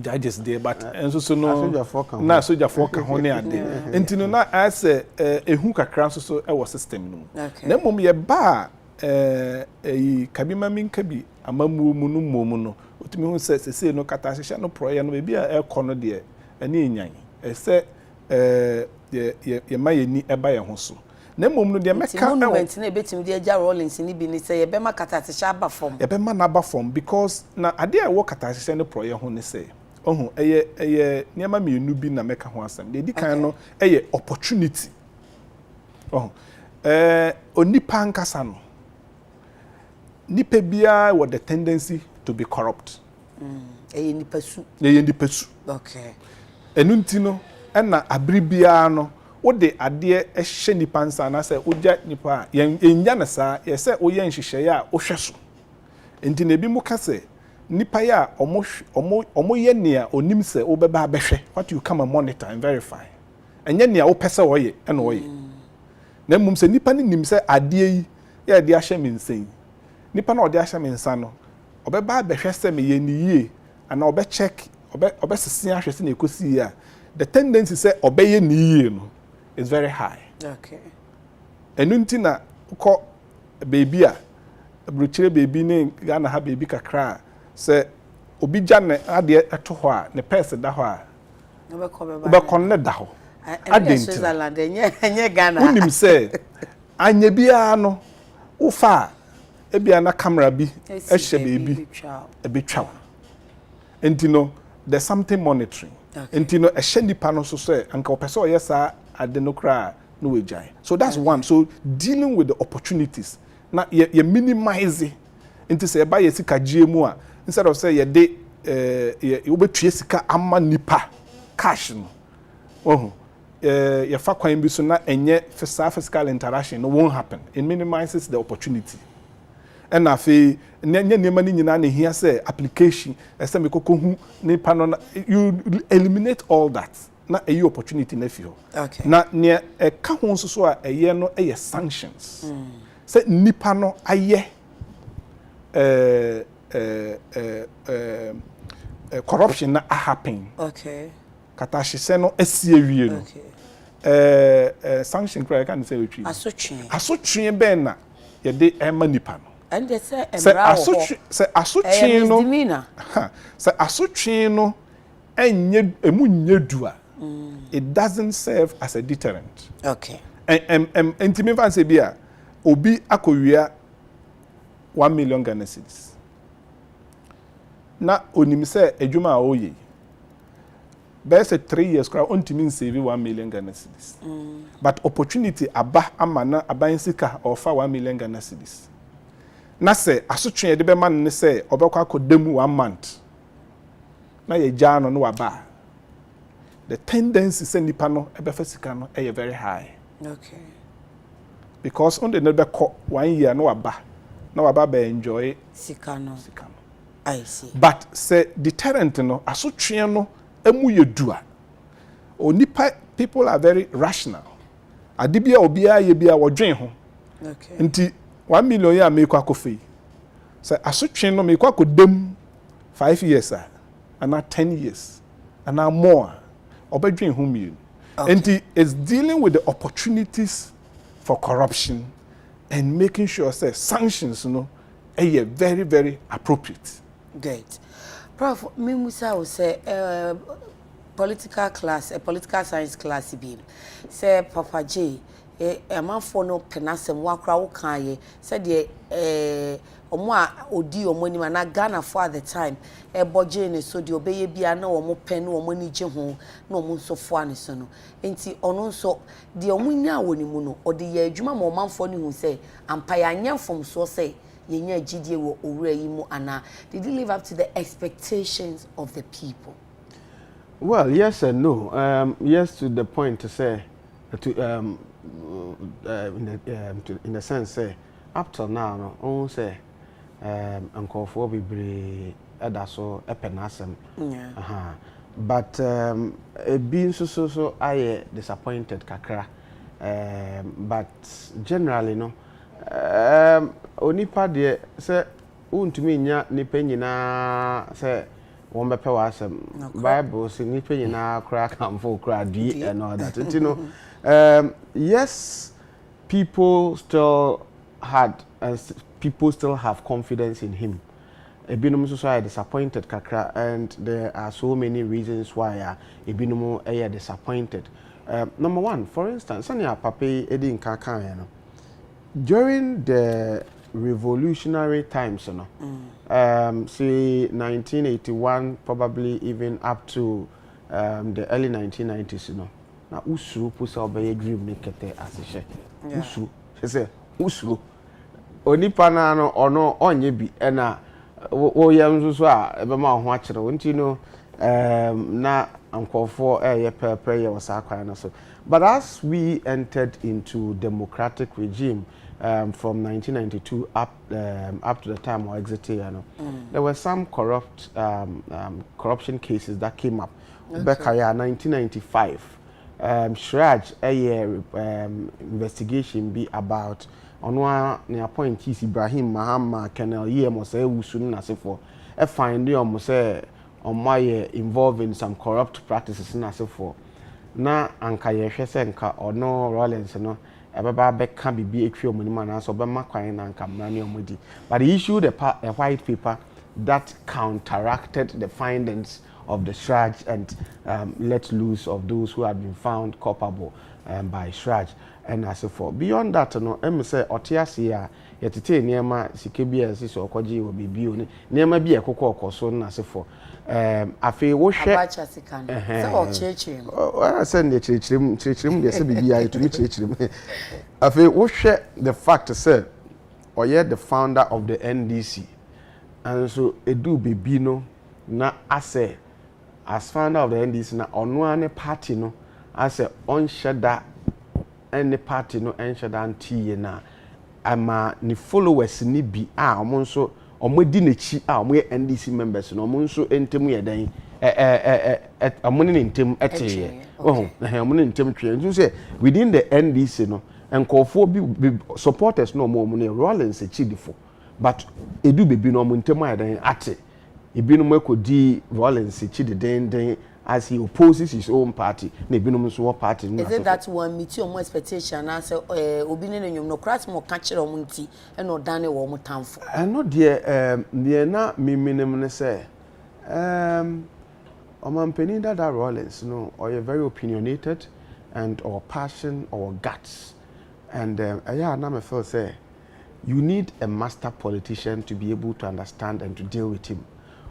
Say Sanko for you see our charisma and charisma is time bound. Oh, you are telling me. Charisma, I never knew charisma. Well, you check charismatic leadership. One of its disadvantage in say it is time bound. Mbra eye dwuma sa mbra no etwemu a eni obium. On say around the time Anna Rollins ye genutumu na he was able we were in a revolutionary times. And revolutionary times what me ye niema bebre a won fa mara kwan so. Ye che konfo etumi de tie hye ne ti hye no. What I say oh taxi driver be cross wa utumi overturn taxi no. Enya ye mfa won court. Ye etumi gentilize ni pa onim gentilization. Papa bi crash be friend Selassie Kofi Gentu. Okodi Rollins bechi a me say relationship o ka say relationship ni biom. And ye che no call castle guard room and ye did broken bottles. E chere eyi ni ti.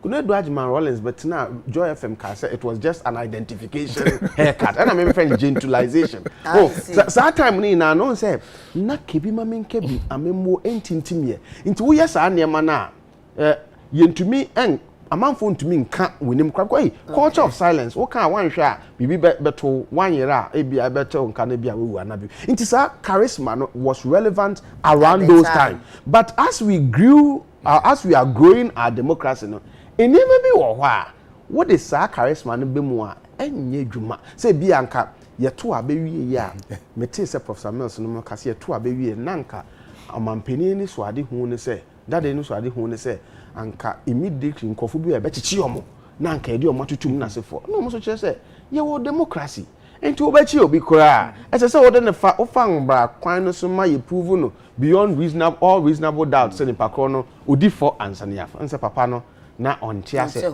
sa na e me say ne papa bi a na one no ebo pa the late cabinet eji NDC chairman NDC former chairman na on say or kasi yenchi nkofo na omo journalists from semfo business yenchi nkofo se nkofo no so no just ye de omo fa emra kwan so answer akoka say there are so many ways of killing a cat na che say with that charisma no there would always be so many ways of dealing with people that you want to deal with but senior kind charisma is time bound nti edu bebi no na opese nka odictate munya ne se me say President Kufuor say bra we dey me mate da no ma no fa ntu dwa na nsia na me say me say odi tu dwa ti ma me kebi President Kufuor say bra ono ye to aba ma na say president o mampeni no oti wona Rollins oye member twem eto nsa friends mo nkona mo kofre Kufuor mra friend ba ko na ja odi so bɔkɔ jonjonjom ɔkɔ ɔmampani dada efrɛ me ntimi kɔɛ ɔte wɔ yɛ adwuma na Rollins asa to nsa afrɛ no sɛ monkɔ frɛ no mmra na gya bɔkɔ na ɔkɔ ɛtɔ so tɛta no sɛ monkɔ ka nkyerɛ sɛ meyɛ ɔmampani enti sɛ ɔno hwehwɛ me anya dɛn ɔmmra. That's the genesis of the ntɔkwa na ba there's obe kyerɛ me sɛ wo na ɔyɛ mampani na sefo enti no ne me hu no sɛ ade no sɛ enyo ono na ɔyɛ a ɔde asɛ ɛyɛ a ɔwɔ ho challenges so one consult no nti what I meant by you need a master politician to be able to deal with Rollins no is that you should be able to know that a certain charisma which is now no longer relevant. So one kwan a obetem na odiba be how. Now I believe say people also didn't understand him. People are misconstruing there be say you ye kire wo school one ya kire wo say nti ye won for political consultants. I say mo ba na ye keka sa asem bi gu masum say na be obehu. You see NDC for nankasa ntumi anye ne yi. Now, what I see Akufo-Addo doing, Akufo-Addo is a master politician. Oh, he's been able to, because you, so we share near Akufo-Addo, Juma Akufo-Addo did Rollins. Oh, bro, no foreign affairs minister. Bro, yeah, Attorney General. Never Akufo-Addo, they couldn't do Ajima Rollins, go to court. And that's why. And my Rollins, Jina, Nassau, 3 hours, say, defend it, eco support, eco defend it, eco support on the year, and that's for. Now, so, you know, all pet to me, you know, Bra na opportunity. I think in 2012, what is Akufo-Addo consult. He went to pay a courtesy call on Rollins. Rollins was a founder of NDC. Na the party no so Gina Kono and so Petumen. Akufo-Addo went there, and since Akufo-Addo became president, behind the scenes, sometimes openly and behind the scenes, who said he tries to keep the man at bay by where necessary consulting. Finding a drink, I feel wanting to find out man who say, or your mampini dada, and Brim says, the Mandela and the Wuya, or true, and when you obi Wisama, Akufo-Addo, a true, or mampini dada Rollins. So, uncle, don't represent your mind as a for so, and your Mandela, no, obi opening bias, Mugabe, I'm sorry, Mugabe, Zimbabwe. Yeah, what I say, he's found other ways of engaging the man. Beya ono so unfair say obedi o mampeni no ye kit oya abofra ena odi so retire now 50 something into from 50 something now to 70 something then na you need to find ways and means of engaging him just for the purposes of keeping him at bay for your own peace. Now, and that is what I believe Akufo-Addo did and did so well. And so I refer to him as a master politician. So one here say, overflow say we didn't bring because at a point it felt as though a pupu so the sukoche na onu a ode the party by the party for you next change and how are they going to go to Nana Kunedu? But anyway, on one here say o see omo who say the man no had a certain charisma that was relevant at a certain time, but around democratic dispensation it's no longer relevant. But the fact that it's no longer relevant does not mean it is part and parcel of him. So you should be able to manage it in such a way that yes sir say and say Juma we are no behind the scenes. Woman who say, oh, he still are no, you are still our founder. A decision, major decision be oh papa, I didn't say consultant because I'm aware consulting no so ma divergent view no so that's not the way you want to to we say you to the bia your nkofo bi wo ho a wo de ebuo ema no na woni ne kokasa say na me pese meye na one wanya adwem po a esan say the mere fact say wo ba ne peso aso ebe consult no say na me pese meye wanye ne sampo a no cry no show catchy be to the person because okay a woman into even though on the one yard no on the casa entia what you say prof baby wa find ma me musa we nka ho na ye money power morning Rollins ne so na fe enko ajapa if you say me busa say ye ne Rollins di ni ye say oman ana ye ne na ni ye after say wasoma wi ana say me kon political question na NPP any dini the time me busa sa no ori say dun kati akọ sign the book of condolence ni we na ensem chofo ne na ebo nkomo no say MPP for no you are crying more than the bereaved and central for say and I say we the money nyina na enya na adult o money nyina omo obaye transition 2000 o free ho papa kofo baye no o say enya MPP for no omo je no ye ahofama ne fa hodie ne niam bebre a wo cases ne diplomatic niam bia or wo privileges ye gi free ne nsam wo edu brebi krotu kwan kro kita ne bag ono anu ye ni bibia ene de owu ya motie be man state barrier enti obi am vilify no ena ne de mu hailing way oh mesre yewra see edu nkechi ase sa bri de eto de bia mate se si owu okra de nkabom ye den eba enti no ye best stress some of these comments na ya na won't tone down. He may be right in saying so, but at the end, omo gene cat, omo draw the catsis. Bibi a nipe ina fa do bibi kwa na do kutu centralized kwa ko rogu ye na se for. Nan so se antena hoda. Oh, se nipa excellent krama kwa so omo kon so omo si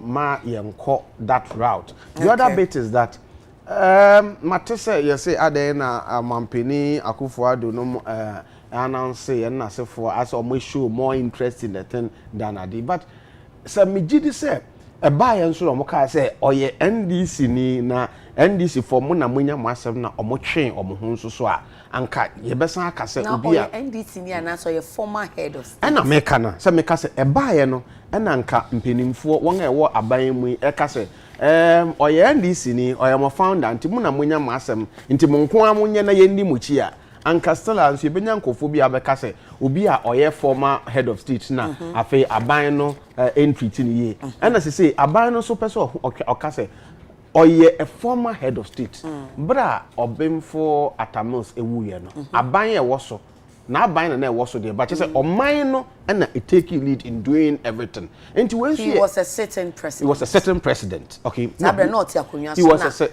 I understand. He was a certain president. Now, this is also a former head of state, a former president of Ghana. Omaino edaso ye den ehwe no. We a former president udi adie wi a wonni kwan se woye adwuma bi abiom waso de wo security bebi a obetena adwuma abani ne nyina omaino na ye den eye.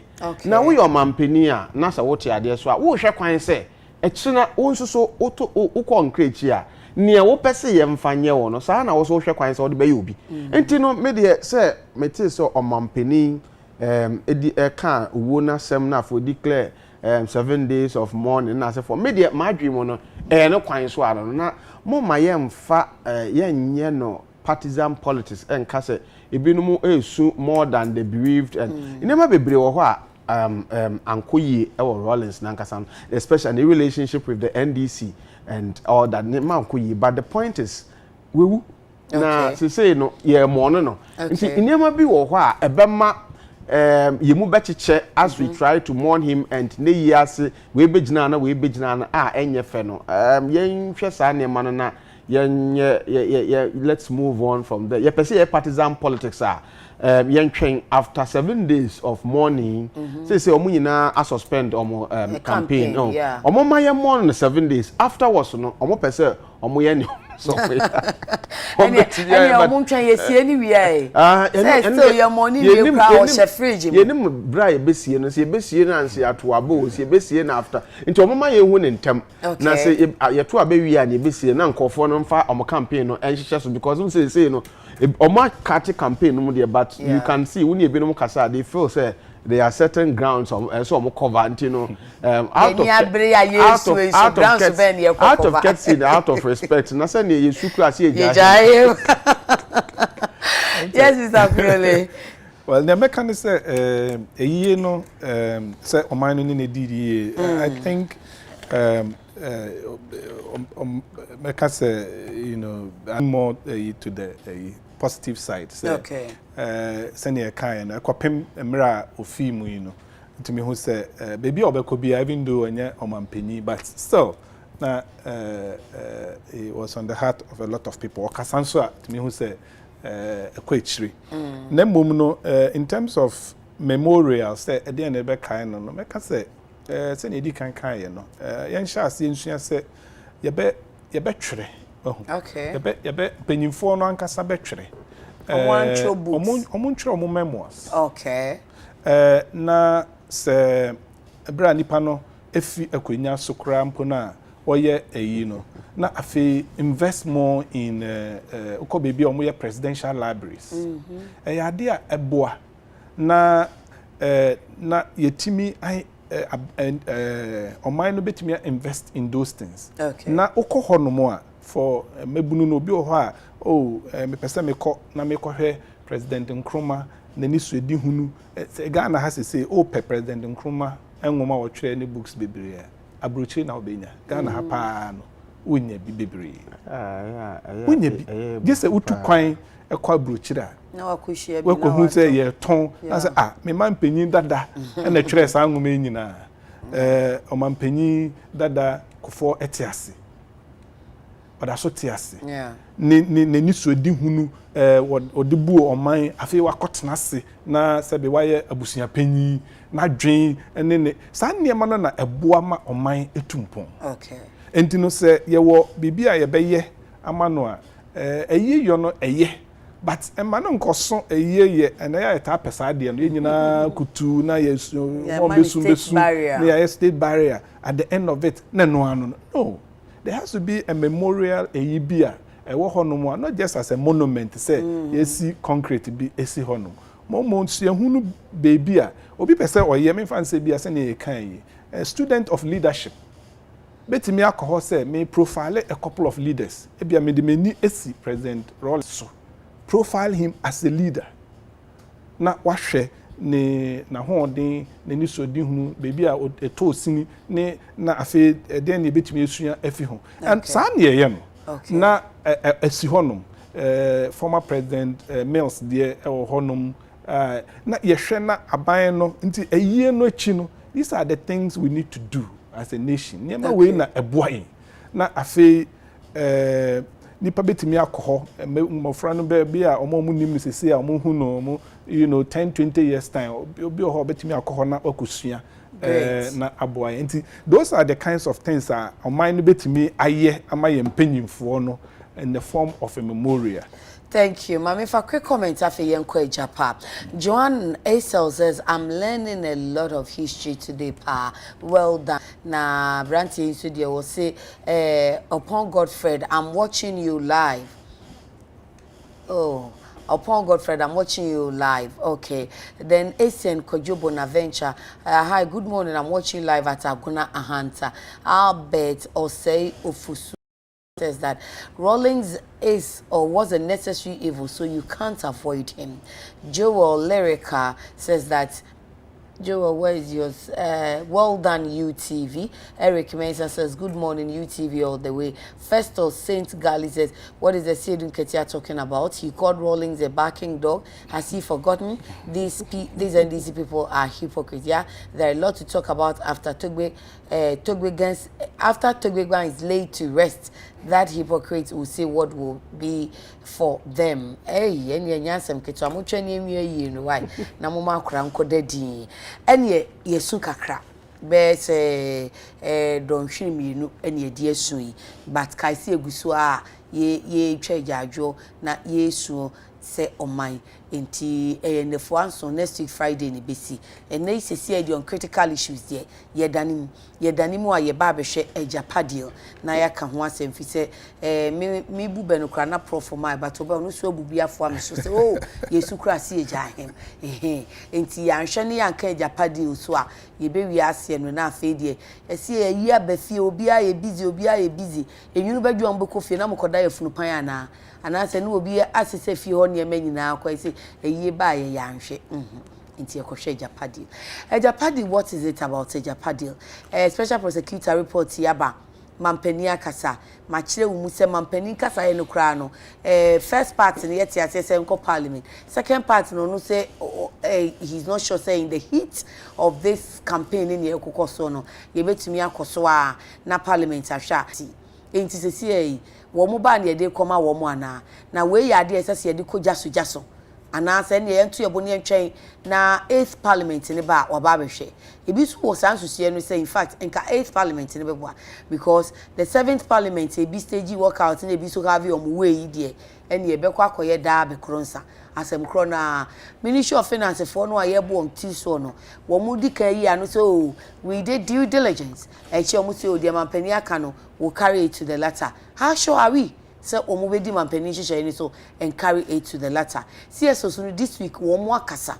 In fact, your Finance Committee of Parliament chairperson and chairman ora esibe kra se omu ntimi hwehwe mu fi se na adwuma na wo ye no womo nche de hu adwuma no so special prosecutor adwuma no na CSO no so a womo kra na bie yani kane ko Facebook a Dr. Steve Mantia Shase a I say no dey tutum kwa no yi ba ko no dey atum wo frɛ no was twen na eboboba Dr. eboboba ya me hwɛ wa se ko wafum o dey yeku ye che be di komo na ebobo ye beto ye na asu se CSO no this week commerce a press conference omo consensus pa anything na wadwe ye o say special prosecutor no oye na dwuma yi a report we nko a ye betimi dia kan asem ana mamini kan hyase wo owura Emmanuel Kuyole ho eja this week for press conference na mo ha oni say yo me that's say ajapa SM no mami kan say na mabe ABC press conference ABC press conference sana be ya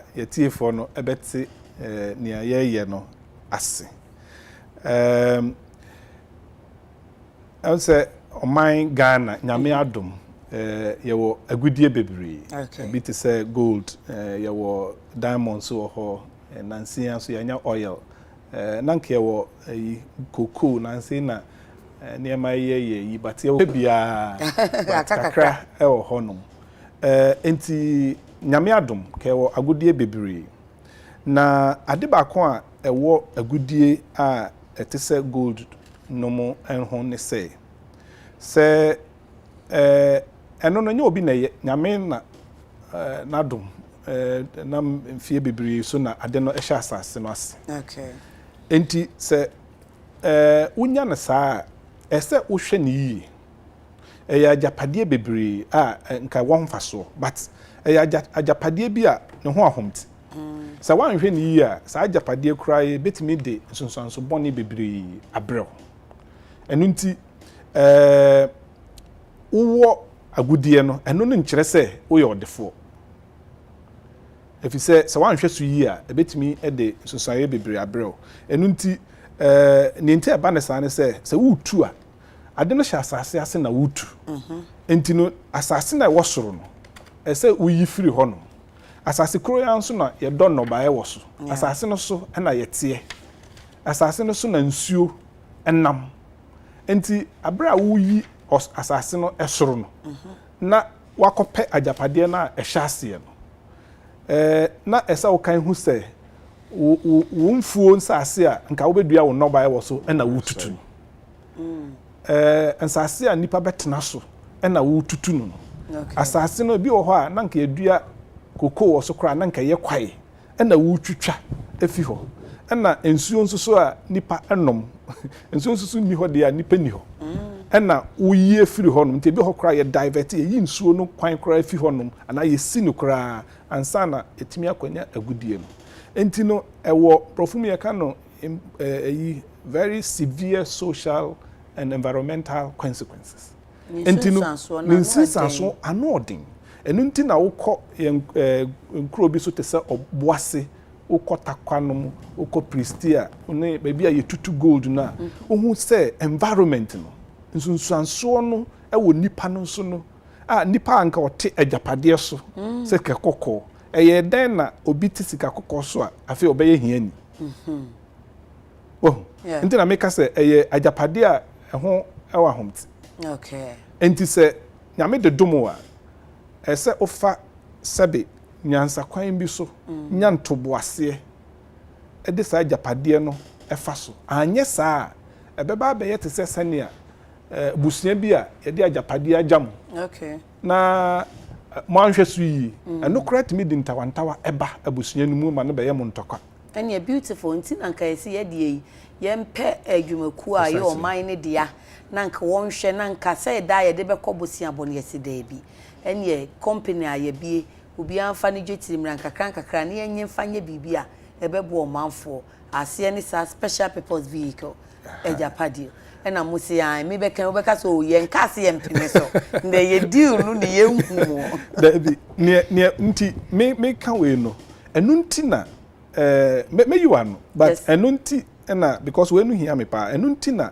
wo hwe ye mara point de bu man na constitution ne ye nyina ya pene so hwe constitution me fa ye agudie hu ne se agudie ni nyina ye tenio nipa na omamu ni nyina dia for the people.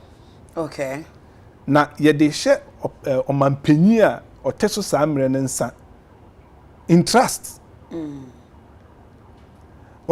Enti no omampe enti akoyete se agudie no abeye abusua japade abusua no ye omamu ni nyina obi a oye omamba bia eye na japade nti omampanyi no beye abusua panyi a ye de abusua japade ahye wonsa enti se o sa abusua japade abehye wonsa se o kotu ho anamon bia se obo modern se one abusua no edi ho nsa woso efise se we no kai me ayi emra yakohia finance minister no say of quotation bi o bible mu say yes so no makohia say mo ya Christopher no Matthew chapter 25 ho baby a say 14 ho kono na e ka ba talent o sikani bi ana otu kwan a ode say prof meeting as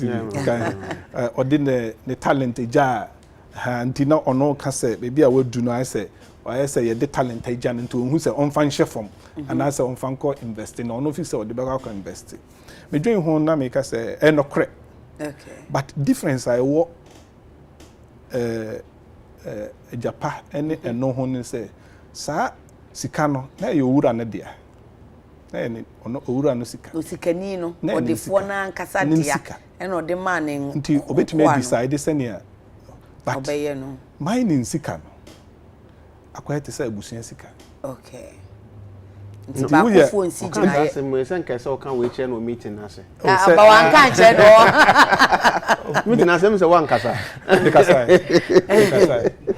say na ye tie say enya frewa say wuti me ya metati pa san na kasa na ntina metie no na ye but we na kwese abusia japade. Okay. Sa na constitution ne kire enti no wo de ko akoye bibia ese obo modern se ne abusia na ye oman ne nyina ekasa enti no na nipa bebre enti asese na CSOs mo firi he ato aba man aban na aban ne be ye de na CSOs mo mpene na eno no ho na firi enti no constitution ne hye yen se ye nyina omanfo no ye bo modern se ye betimi de we kire na adwen akosi enti me ba on this enti ye mining no say ye tua ade ba ko a ahayen before because we ni ade ayeye edwuma ayeye dada nsa na japa kraiba ahayen e wo ho pa ne say mfaso aye say yenya fi yen agudie hu no wo hwe enye Ghana nko a bibre mu ha ne ntan nya bibre na reason ba ko a botai ba ko nte assistant na aban na adwen akosisika na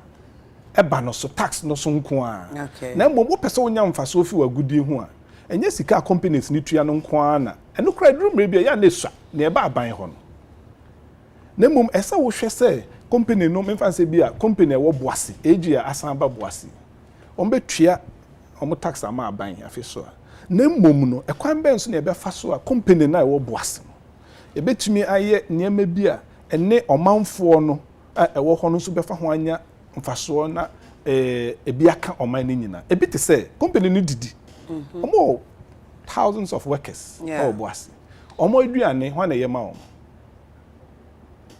aduane omo to ni ntade omo hye omo krafi so ni nyina Ghana fo na yana ntimi mfansa we de fa baby kakra bi na wate ase ntimi mfansa bi a president 1D1F ya okay ananka ebi ni se ye duane no baye no e wo boase ho na one of the market e company no omo to a officer mobunu no ne nkuafo na omo honom no anka omo nye yi eno no nye tax na eba aban ho no but ya na ya dwene ya aban su benya so mfa so ko babunu su betua ne tax precisely but ya na conversation ni nyina abesi tax na aban ne tax no but eno crown sense than nurse enti no ye ka agudie ho mfaso a say ye dwen no holistically not just the tax okay but uber tax na your tax bebre wo ha companies no etua royalty baako royalty ne say agudie no oman ne de ne ntino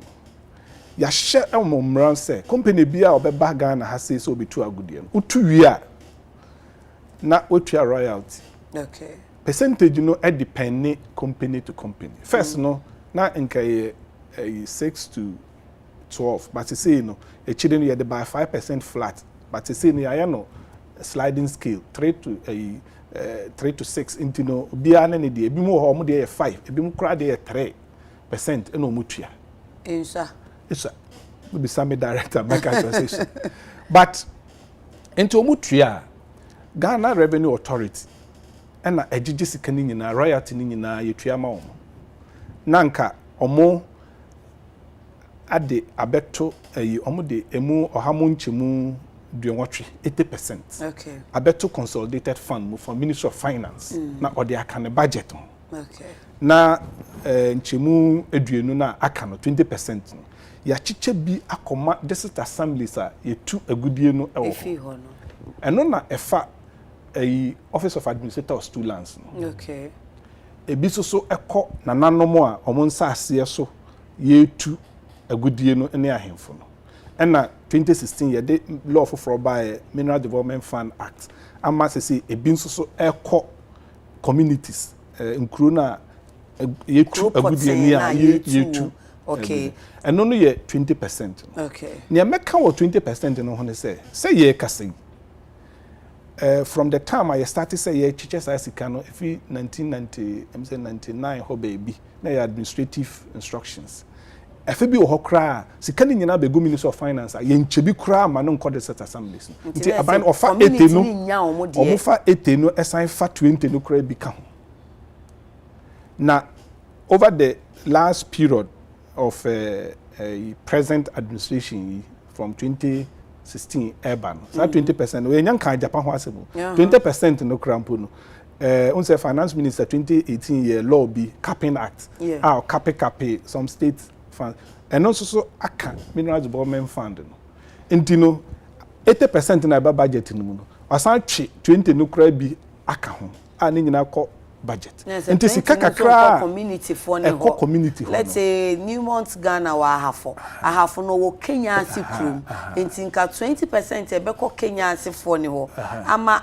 assembly ya Kenya asihya ase no say sunafo say sutifio yemfa nyempuntu djuma no enko sete no yateso kra nti no already no yateso ne enkonsunsun ye wo enko no years particular years bi wo ho a anko kra unsa me can start from 1999 to the specific years bi wo kra anko kra the whole year anko na near enteso no from 2017 nti say ne de ma omo from the last research no na instead of 20% no MDF no nya up to about 12%. But 12% was actual disbursement of the budget. It's a difference between allocation and disbursement.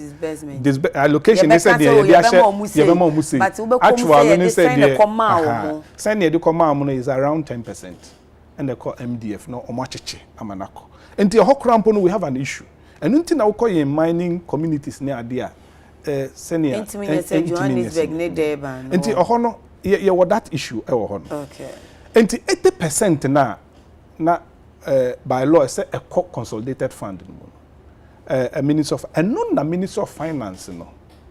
At the bar say now almost started as soon as from 2017 year ho adwuma 2020 over the last 2-3 years year ho adwuma say omo pese ebi ho a GRA GG sika na omo TM say 2.5% bi. Okay. Na on say the Mineral Income Investment Fund bi so be share ho. To omo so say ye chi 2% be more for administrative purposes. Now akabe 75.6 or so. And no finance ministry no they ba say original mineral income investment fund laws. Now I started special purpose vehicle. Okay. Now all the sa sikano ama company na Japan. Okay. Na yet say sa no na nya de a lot of information. But na na kakra kire say ne ye kinkan kakra na information ye nyaye no ye hweye no na ye hu say company no yes ko register no ewo tax saving just okay. And yen so ya ye adwuma bebre efa saa ayi no eno no ye ne finance minister no na or no different mind but yen so na ya adwen kire yen say on say tax savings na there wo ho ne say sometimes so ko register company wo ho no mo a so obenya information about the company very difficult e bi wo ho so kra the ownership ne ho ayi no bebre no ntine ya say bebi kro mo ko register company no ye wo problem stemming from the fact say sika we no enye private money. Okay. Ghana aban sika. Na mining sika so ye sika one of the main source of income ye wo. Enti no de kohye bebi a ese ye de kohye bebi a oman no be wo hu tumi. Na se bebi nkoyi a ye timi aka ho asem. Okay. So that was one. And that two we can processes say all can about investment advisors transaction advisors near there can ho asem and na afi ye share some of the information na yenya at that time na exemptions, so many exemptions omuntua tax corporate income corporate tax near there set at 0 in some bebre na say ni boy kotirim nti whichever way nka ye hwa na beba because abama yeti say this special purpose vehicle your my Ghana dia that was the argument nti say Ghana dia na ya more exemption so ye hwa na ebeko and later shares bemu a shareholders mum na benya sa amfaso the difference between and yes very very important and only one of the issues but secondly also no and not just the tax side but also they were exempted from a lot of things say bia managers no omo ko manager ombe hweso no se omo antimi anhweso yi na ebia omo eboka yentimi nya omo hwe kai say enti na me sha se fi where the money is coming from we abusunya sika president no abeye obusunya penyi president bia woteso enti no say at every point in time no nkontabuo ye adwuma ti wan hwe so ya company no na ye ka say even parliament mpo any who to me say ofre won managers no bi sam say niam ye koso niam nkosu ye sesa won ne ade a that say nti e bisa at that time ne a lot of information okay nti na say we no eye mining sika eye o mining nyina japade ni nti no ebepa finance minister achel say omoma information emra na ye kasa nso ne ye wonyina so nti ane ye kasa ohun say we no ye one of the areas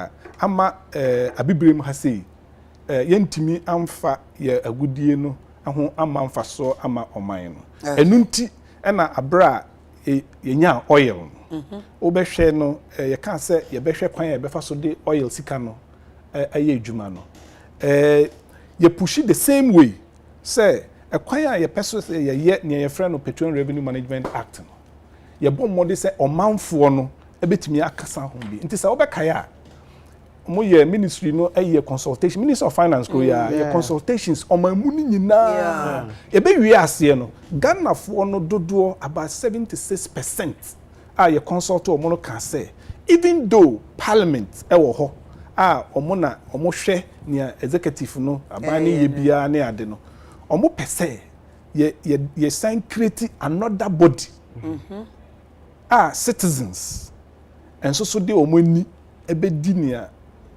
eko ewo oil no so se ne be ya omanfo benya information na se enkoyi a omotimi aka bi eno na kofa public interest and accountability committee ebai okay so even though parliament wo ho no enam ne amanfo no epenti no eno nti na ne men can't say be a oil no problem amaho. But in terms of accountability, information be a open.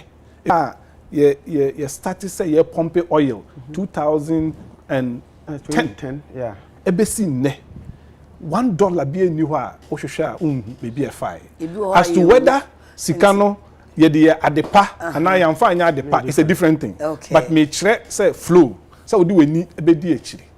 So what they make just a do all the idea and you want to wear up here cabana almost precisely. That's the car we are buying so the project where you project. Yes. Yeah. And you know, and no, and you know, and you know, so I near was no, and no back on them. And in the toss me, no, it's a washer. And no, ma, I buying MPP are buying in 2016 manifesto. Okay, say about your two abandoners say omo wi ni a omo e de mining sector no so no omo be ye bibi te say petroleum revenue management to say PIAC kind of not PIAC kind but just a law but ye act no so be share ye mineral revenue no so okay. So and no share MPP 2016 manifesto.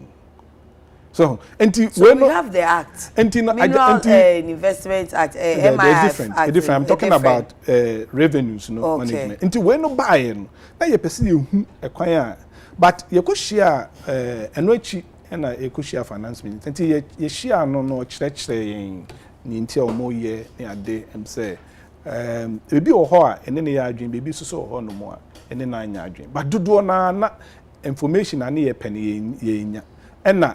You feel honor before special prosecutor report. Oh yeah, yes. Before okay. Special prosecutor. Okay. You share mukra and stand a second press conference. Anti time na mo drop hint no. Oh. Hint ne dey na say one who say the American say amamuo na ye wo mu no kabi mawin kabi amamuo. Don't worry, mo first way na mo koshia no. Enti ye share no and echi no ma ye hu say nsama na ebi o ha na ye tete. Ebi so o ha na ye was snipers. Wanya document we on say I don't know a very comprehensive no omaye. Enti no be hia say obenya information ni bebre. Na enti no ye share no mo de on promise say mo de information bebre. Okay. Na document bi o mo de bre no. Na baby potting be a here. Efa on say na abina and say part of the was that say you set up in Japan. I say revenue no the in fact say tree weather American will be a better sense say be this is awa. It is awa age sikano. Yeah. Now you perceive who the basis of the $1 million $1 billion na eshemu. Calculation ben here because I would na sha asase. Okay. So, entino I say the seven pennyfo kan say adwene a o hye nsuom na wo ton. Obeden hu bo no. Very tricky. Okay. Very adwene na o hye nsuom na wo ton no. Entino say very tricky. Enti say wan nya wo valuation year obetumi aboka. Entino e pese hu the basis for the $1 million because information and now you want data you work from Minerals Commission I didn't say who could have gotten more than that. Okay, benya better deal. More than the 1 million. Okay. You who the basis. And no into all the information the buy not that portion no name. Okay. No. Say nimu dia no I say you back. And na two.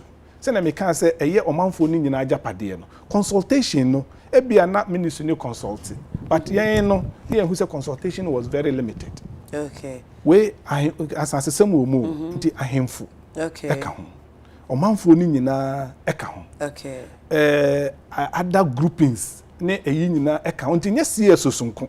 Okay. So ho nemi na ye nyina emfa adwen baako because ade baako a efa policy ho a eba extractive revenues a ho hia pa e sustainability.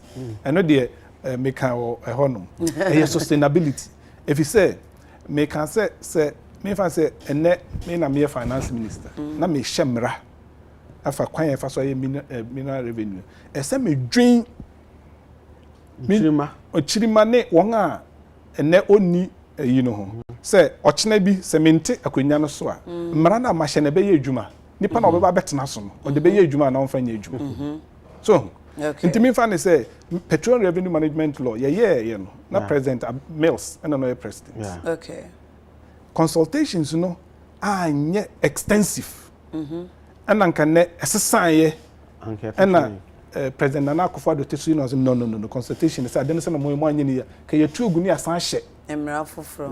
na ka ya hye sika ne nso bi egu dada. Enti no enu hia say ye mra ye nye nenko an ye hwe ochina hwe ochinachi so enti no na consultation community phone ni nyina because ye ka no ne ajapa deal minds bi wo hono mo a e ka ho a eno kra ye nyan start say ye tu agudie wo sa kro no so enso ye de omo abehiem omo hiem enti obi wo hono mo a ote ye wo two minds ba ko apa east and ba ko so wo say apa west ho baby afi na omo ye exploration to omo start kra so omo tu enso omo ka ho enti nipa na omo te hono mo no ennim kra say omo eka sa omo hono eka they need to be aware what would they mention enti there's that bit there's the process issues and what the technical issues are whether we have the right deal or not in the enti ye kan nyina ebom no na say ye hwe ye na say da bi say japa deal dey yentimi mfoaso enti gamon twinsin sign and enti yeguso a ye di hu sa and office of the special prosecutor and so ede ni o cancer obeye nhwehwemu nto o cancer obeye nhwehwemu no e ma yen enye se ejai ne ye but na ya yese ye in public view e ko say obewie ne nhwehwemu no because ono se be akwa say referee enti no empese be say ye influence the outcome and say bibisa but adeba ko fa special prosecutor hon say o hwe mra na a setting up now owo a quite very unique asudie the kind say mra ne hye ne say o ye preventive it is say na ye can political party finance ni ade na ye can corruption no o say ono no office no wo ye say o ye reporter so o hwe bibi din say bibi ade ikoi it has the katashi beba oka na yesi ano kwan entwen ma katase ensana ya strategy bi se me be hwehwemu strategy no no mandate no so enti no was a preventive mandate no and no investigative otumi ye hwehwemu o say ko ye hwehwemu and afi owo otumi prosecute so okay o hwe hwehwemu no office case o ha otumi di court enti o den report ne bae no ye kan ye no na kwasem ye hu say nsama ye kan de tambia ye kan ese se wabesi supi okay se ne ye kan na ye hu ye na ye kan esisu edua na his excellency the president wasisu dua ho me kakra mame musa prof se sa report yi oye adwuma no ye if he said the enti amebisa osano ye owura ye Makesibe na sema wode etudwa chairman finance committee of parliament Dr. Makesibe ye bo say parliament cannot review a japa deal just because Akufo-Addo says so oba ase na o say according to him, Parliament can only reconsider the deal if the President has the intention of resubmitting some additional information. Not just an adjumano so well, I don't know the basis of Esibe Yeboah's outburst. And I feel say comments now were too harsh and not too charitable to Martin Amidu. This particular regime, normally show a political party manifesto, they would have this office created. In fact, the office it's a shadow of what some of us recommended when we were talking about constitution review. We were talking about the separation of the Attorney General's department from the Ministry of Justice and the creation of an independent public prosecutor, not special prosecutor. A special prosecutor works in the shadows of that Attorney General. In Niamey or Attorney General between a special prosecutor and investigate, on to investigate. You know, or you're independent, but on your independent, on your that independent. But why you need Juma? I am more buying put than a buy. I appointee. Now, the commenter or the buyer following Amidu's report, and I thought were needlessly harsh. Oh, what's in a CAD? Oh, said you know, information. No, I said special prosecutor called fishing expedition. Why and can jay or ye wake a crack? No, I wake a crank. I said, oh, I think that, you see, we may have a constructive way of offering criticism. Okay. A bema onipana or ye a jumano, or best set up. Well, than in some view or how can. Rather say money pana set up no white share no any to me than ebuna bim. As our special prosecutor when a human adding. Okay. And now the future no in my view no quite bleak. At the church say, who shall send near and son a bad point no. A dean be buy and a dean count. And people for be brave on what is and a dean count. They said no. So papa we the yam penno. And so President Akufo-Addo stood his grounds and brought him.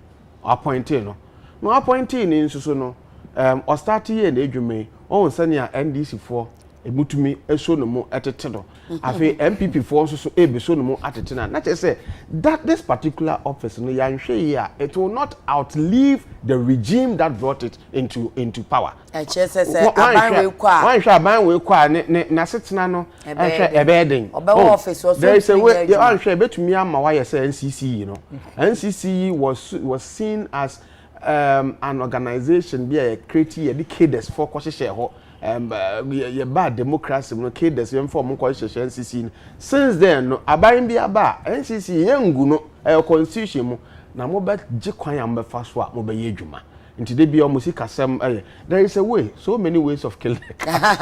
Oh, etino yesre papa no sania menua pani ekan in somewhere me yes me nyobi am na ade na me kire to de bia na me civil society for ye adwuma kakra but omo call meeting no me kan ho bi minister for finance meeting me kan ho bi na in somewhere na yakeka wo kire answer meeting yakọ meeting na se yakọ kan no ni nyina bebre fana at the public prosecutor and so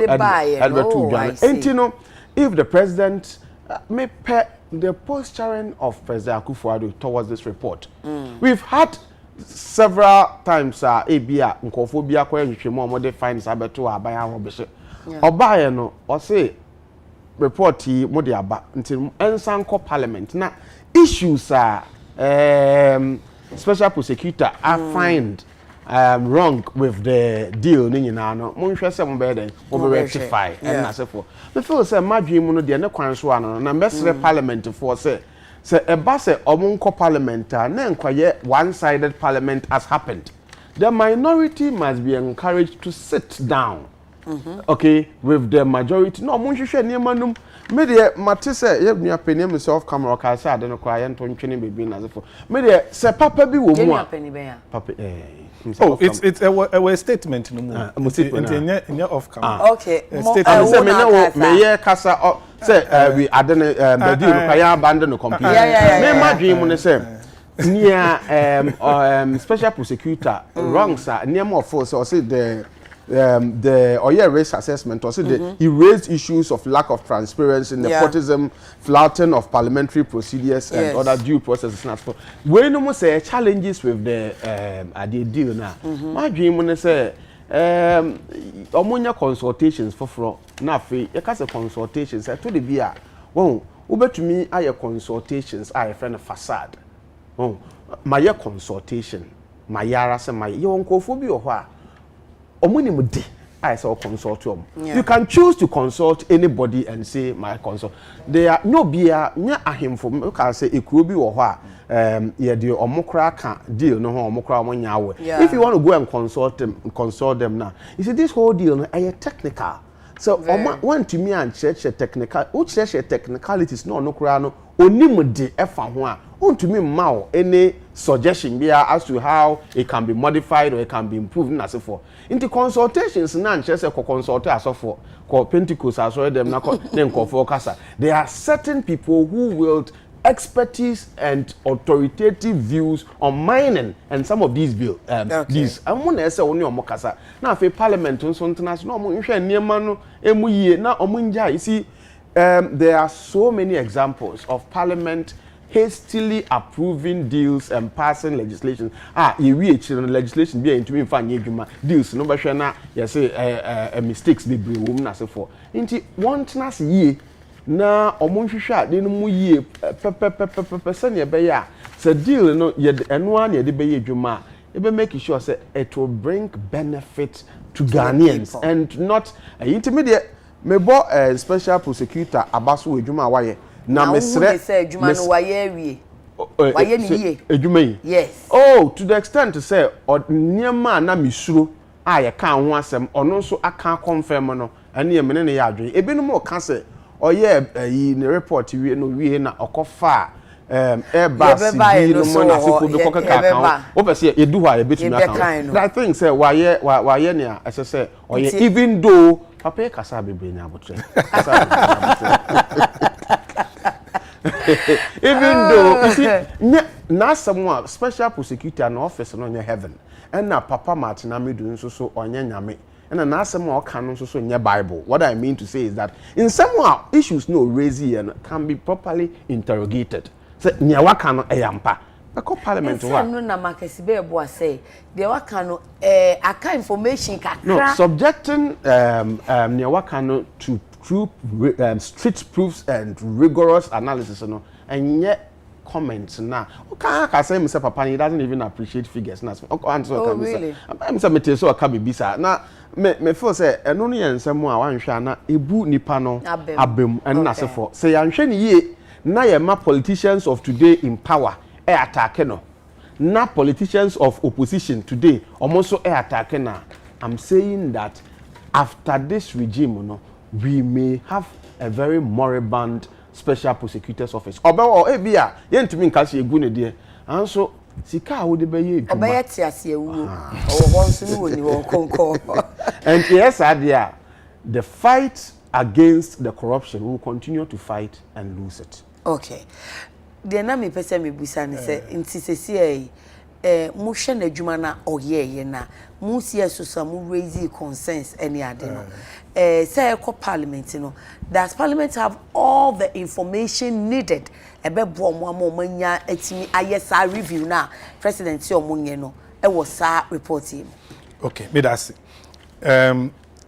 nti just one quick one. Okay.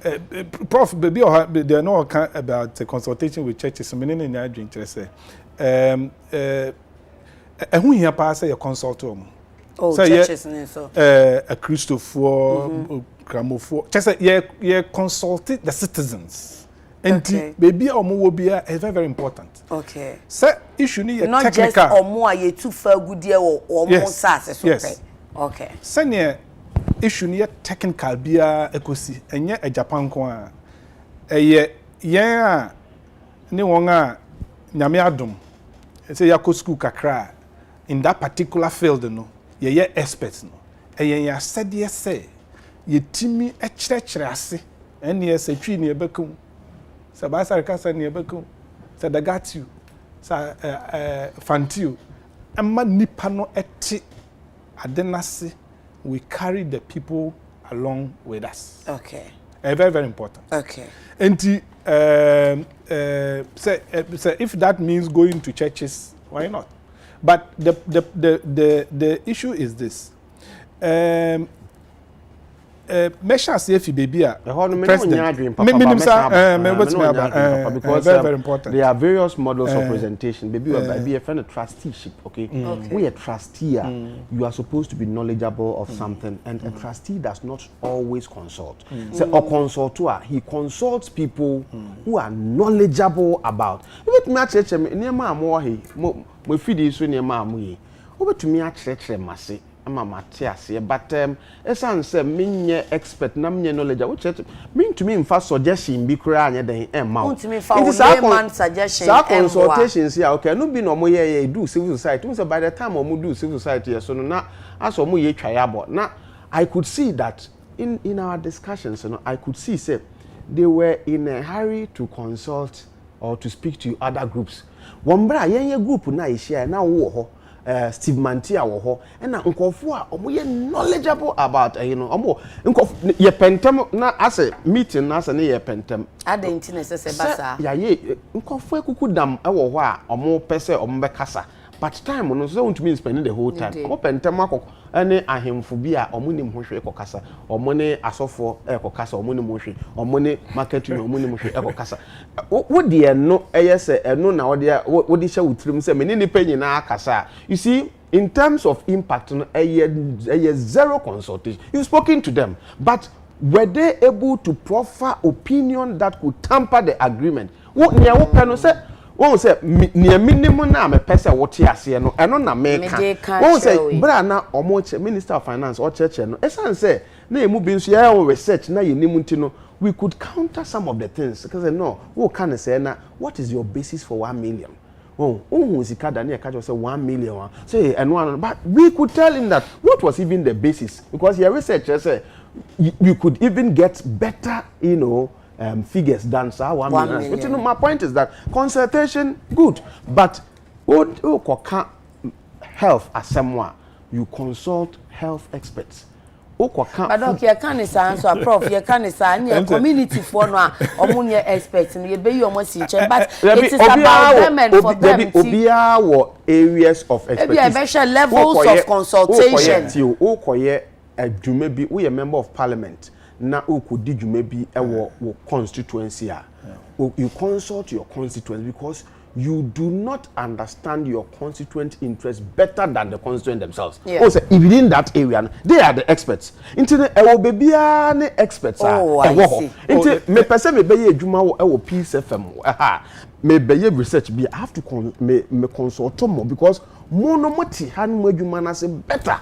Me nko ayi another ayi enka se many media for ayede akasa enasefo nti consultation is not an open system it's a consulting here let me consult you be consult another media house and ka obenya broader perspective it was still boiled down to media jumana say we are saying the same thing but baby kakrana I'm saying and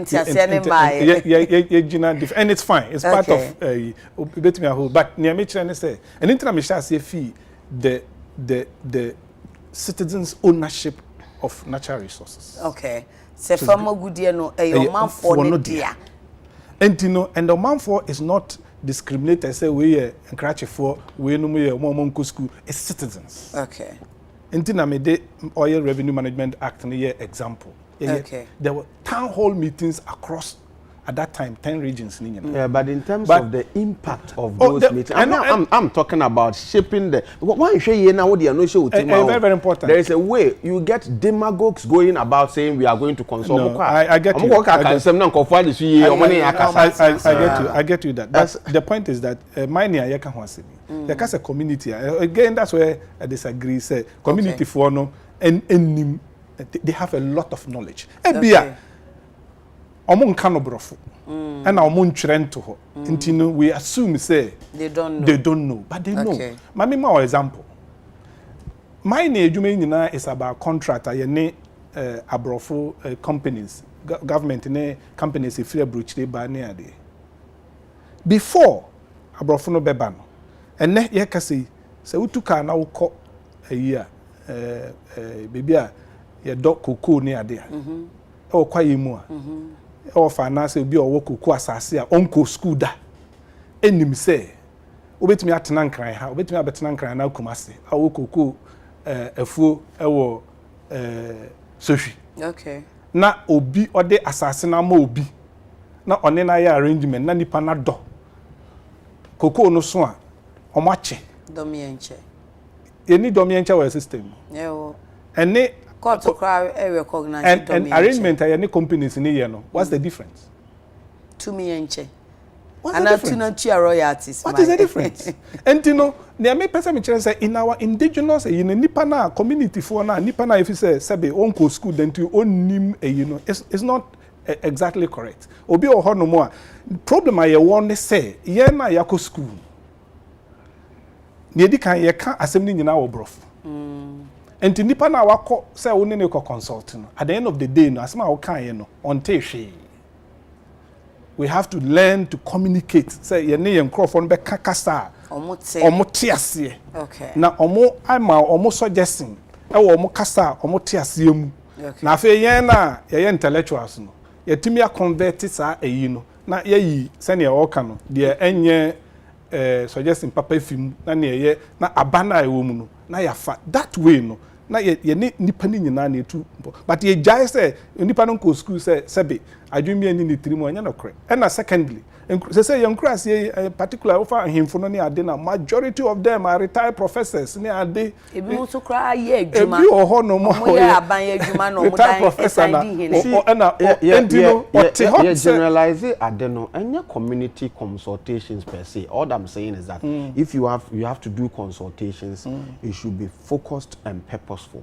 Talk to people I wouldn't say omo wonim de e wade no so omo community was any awokin omo tum gold omoye mine ya che omo wonim de omo beti ase no problem. Don't go to a fishing community and about so it should be focused and the candor should be there and it should be aimed at research me researcher na me kase me be interviewer. I come to you because me say near me can what you say I to me I influence my find you can give me a certain information to me I refer but results yes sir near me how on say you can mean me but yanyesa politicians no one nkophobia omunim say these people ye kwachiche match romara omuni ombe adwuma but technically minded people like you and I and as ya etiase na ohwe na say ye ne nkofo bibiri akasa na aka ope no we've spoken to majority of the people they all understand intinya na obon say omo be catch us say ya consult nanso it will just amount to consultation that aimed at taking the boxes. Which we had a similar one. Because ministry ne catch say oh yeah consultation. I remember saying with Dr. Matthew what kind of consultation? It was limited. Sir? Consultation should be focused and it should be honest and it should aim at subjecting the deal to people who understand it. To me, because extractives and development, any form of good so more health and some more sanitation. But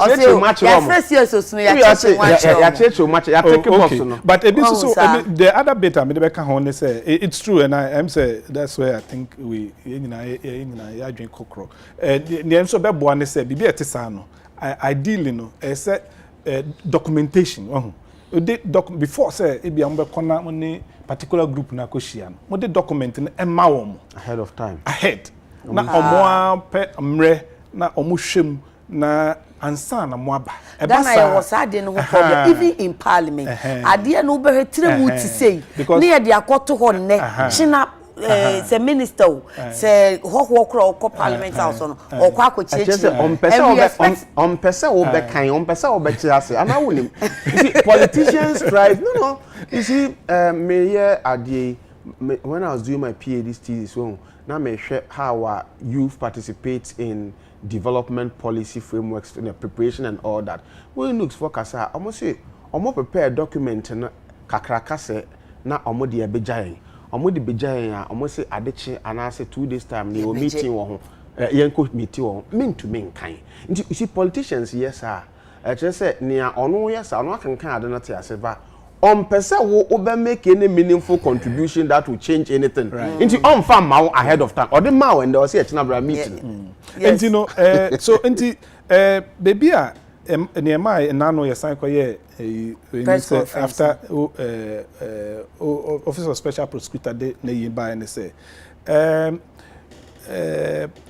His Excellency the President a J report say Prof D can say in a statement no so so your president Abaso say o acti o J report one tnaso on say ko betimi atnaso you know and afei no o share president response na you bet me aka esi so say to the extent say one can say report ni baby a 1 year ntum e kire say president agi OSP report no etumu 100%. Yes. And no kire say in some Ura Martin in the team e kire ye no the certainty the president agi ni nyina tum but president say idea back and they say my finance minister kwan say reporter OSP dia bani oka ho sen Also true what is. Tie ono so ne fan. To be who's a finance ministry and I'm say obobo finance ministry responsible. Yeah. Finance ministry responsible by ansana president statement. Yeah. And in the president's statement so or refer to finance minister comment and now all instruct say. Okay. So me can be bia ebomu a.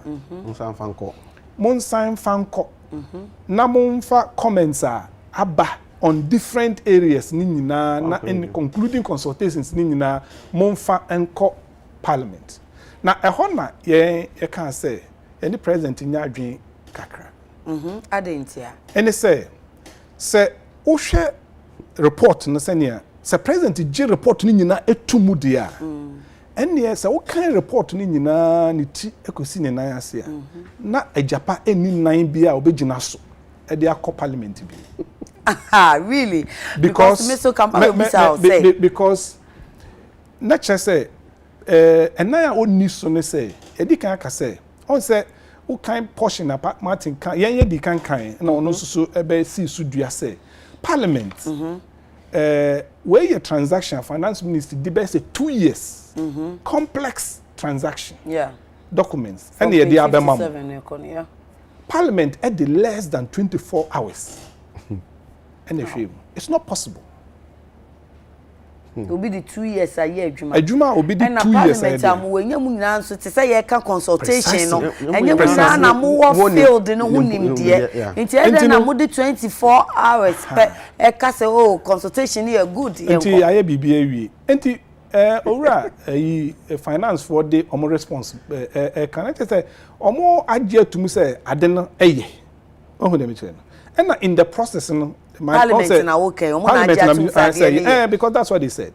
Enti me sure say minority for nation because mon fire the nation was say we stage the workout. Minority work it out. Yeah. Enti the president can say yemfa enko parliament biwa. Yen CSOs no. If he say parliament cannot cure parliament intimi and rectify idea any naya just say deal na nkasa no. Enti no yen ye can share his excellency the president and say sebeya omo modern na ajapa deal baby a eduru no onfa ne nan entia so na ade no ewu dada said ya wo kan special prosecutor no crack can say all the parties to the mandate agreement had deemed to have known the law but ignored it with impunity in signing and implementing the mandate agreement, which is null and void ab initio. Not just a chassis na akra. I didn't null and void because ocean the report now to me say baby or honor say ye kan but ono ekwachi enimu kakra laws bi o hono mo a yamfa nya adwuma public procurement act nema and all these things no kan nyina bomu a just a Japan no oni nan ya obetimi ananti akodu parliament.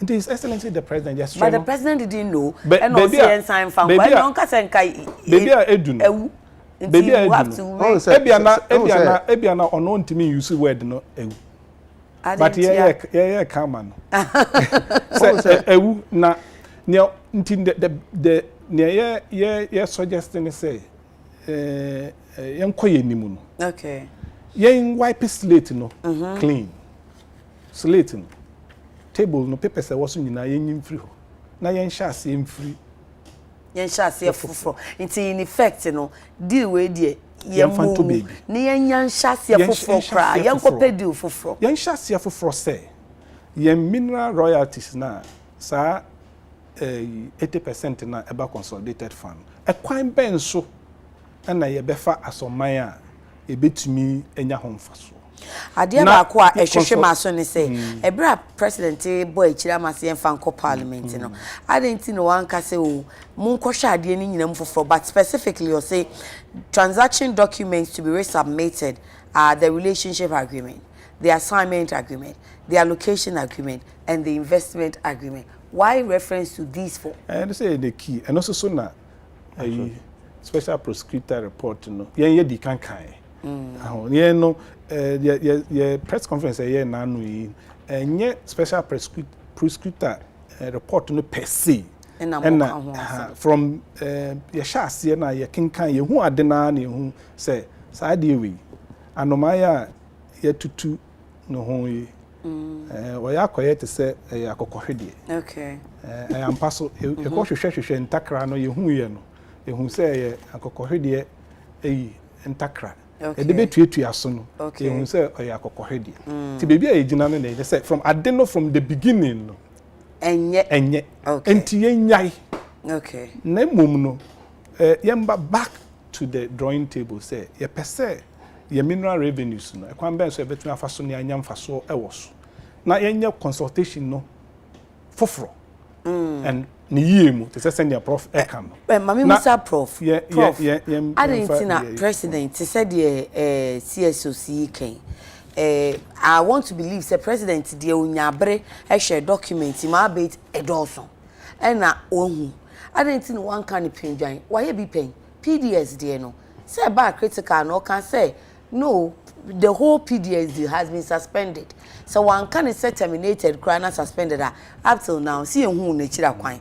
so we are okay tell them one can say the entire ejapadi no ya suspended and as say na fe maponi we mon san fanko parliament CSOC social mo say ade no ewu nti den na esi ni kwan so be ka say ewu on say earlier on me can say Martin me do the office near heaven Martin Amidu onye nyame ena na asem obeka nso mpo nya Bible even Bible musem mokra to de bia nkofo bi wo problems with Bible musem nyame kan kusi ninti America sa ne say anope de usi Christo for so pa oh there be a Christo I want to believe so you Christo there be me just say nkofo ye Christo for kra to de bia kan Bible na won say na we na nso wo Bible one so my point is that even Bible no kra na nkofo e wo problems with some of its the contents and so forth. The point is that in someone Martin Amidu Kayana say who subjected into proper scrutiny and a year. Ebia be who say niema ni bi omu a waka nanso so no ebia they are contestable. That is the reason why finance minister also wrote to rebut some of the niema. How is it contestable? Because niema no media kakra me kan I felt it was straightforward.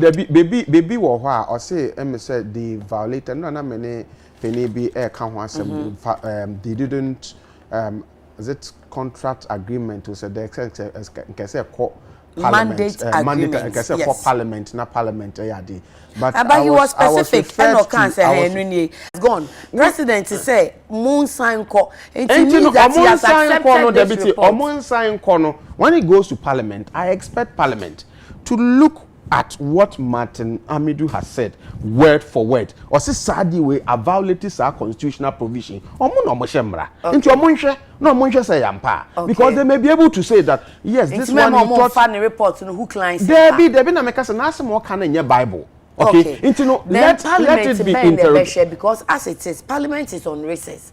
Time ben no mobile on bebabeshe. Yes, sir. Always on benu. Giri. Remember, Mr. Kuyola Miya who said within 24 hours they pass the first one. There be enti omo pen temu attend this ade by. Enti say basep ade Ghana adio Herbert Nasi and yes within this shortest possible time. It's going to be with us for a long time. Inti no monkona tenase no monhwe. Na so omonko tenase no monhwe na say omo ntumi anhwe because they are on recess. So what? Let them go, put it down. Another parliament comes. If we still are committed to this, let it be tabled before this second parliament, this other parliament, and let them look at it. So that at the end of the day, no, you better say ye be hwemu ye ni enwu sa ade na enyenko a ye ntontwene anasa ade ne problems won ye fix problems no ye mfa nye adwuma na ye enye ne mfa mfaso de mbre yen yi eno ye better than say ye be prepare ye ho akoye niam bi na echina ede ohaw ne ka ne ase ya ton ye be fright ama nkofo bi no afi ede ayi bebre ya ton bi da ye gususu aye based on prof assembly say ade no ebi mu so wo ho reservation say enye se na asem no kan ye no bibia ye pepepe sa ene say ye ntumi nka se ewu sa se said you were expecting president because I didn't know into deal no mon fanton chain na mon sign mrebim said ye best akwa reconstitute a special purpose vehicle for near the ababesha nan kaya hwe two in some you na meka fa ho ye di kan yes sir on say Martin wanye investigation no day it wasn't investigation just did a report corruption risk assessment. Risk. Yes. Okay. Risk and corruption assessment. Ne dwuma no ba ho. We no very preemptive. Say adena abeto dwa na obi aka ho asem na enam say very important sector of the economy ntino deal no ade kwan na efi mra almost start ntino okosha ase efi tama even the whole idea was conceived me ade no all the processes in say loopholes to be or ho a bit me ama corruption and akatashise the project abana that's what he did and pointing say aha loophole loophole into we share the report na on your investigation but obetimi aye investigation in fact one of your recommendations say there are particular areas wa bosso say nka or recommend say we na mehu na I'm recommending but one yes sir and I've gone on to investigate that's why I mean no but we say did he make recommendations because I said the recommendation like did he make recommendations I get you one year recommendations into you can say that's one of the areas who say a falling short in the report but take assessment in there you can recommend can so recommend it but and two obetimi aye now based on near one who further investigation. Okay. So, and also you can say omomode no onye. And na say na dwuma ni nsi so person ya he can go. He can do it. Na dwuma baako, na dwuma nan baako na odwuma say. No, just to prevent. Okay. And the second one I make can say, yen CSO yen focus no enjina ora Martin report no so and it's very important. All right. Say the main issue no and say yen gold royalties na eba no aban chefa na ewu mu no ye pese ye di tu anamo ade mfa so beba oman Ghana. Special purpose vehicle no one option but there are other options. It's not the only option. Entino ye be a conversation no more. There will be options. Now, yashe, to your boss, different options. At the end of the day, you pencil say, we na ye bet for Ghana na ya faso. And until ye can say, referring it to Parliament, apart from the problem with Parliament, and Kasano, because Parliament na already ashe, ayo more recommendation. It is a yeje Nyaura Martin Eka. And yeje because I'm basing it on the president's and the president memo is very instructive. Say to the extent the president anka say aha me nyintum no. Say na osi tire just say nsam na okan ni nyina wogitum. Okay. And it na make us say president jini nyina tum dia and na current Japan the way it's structured has no legs. And in na ye be jina so akọ parliament bio. So on dey me tire no. And untino no we are not saying say and it's not even say even current parliament in the next parliament. It should be looking at options. Okay. It should be looking at options, different ways. You be to me adi amana and one way.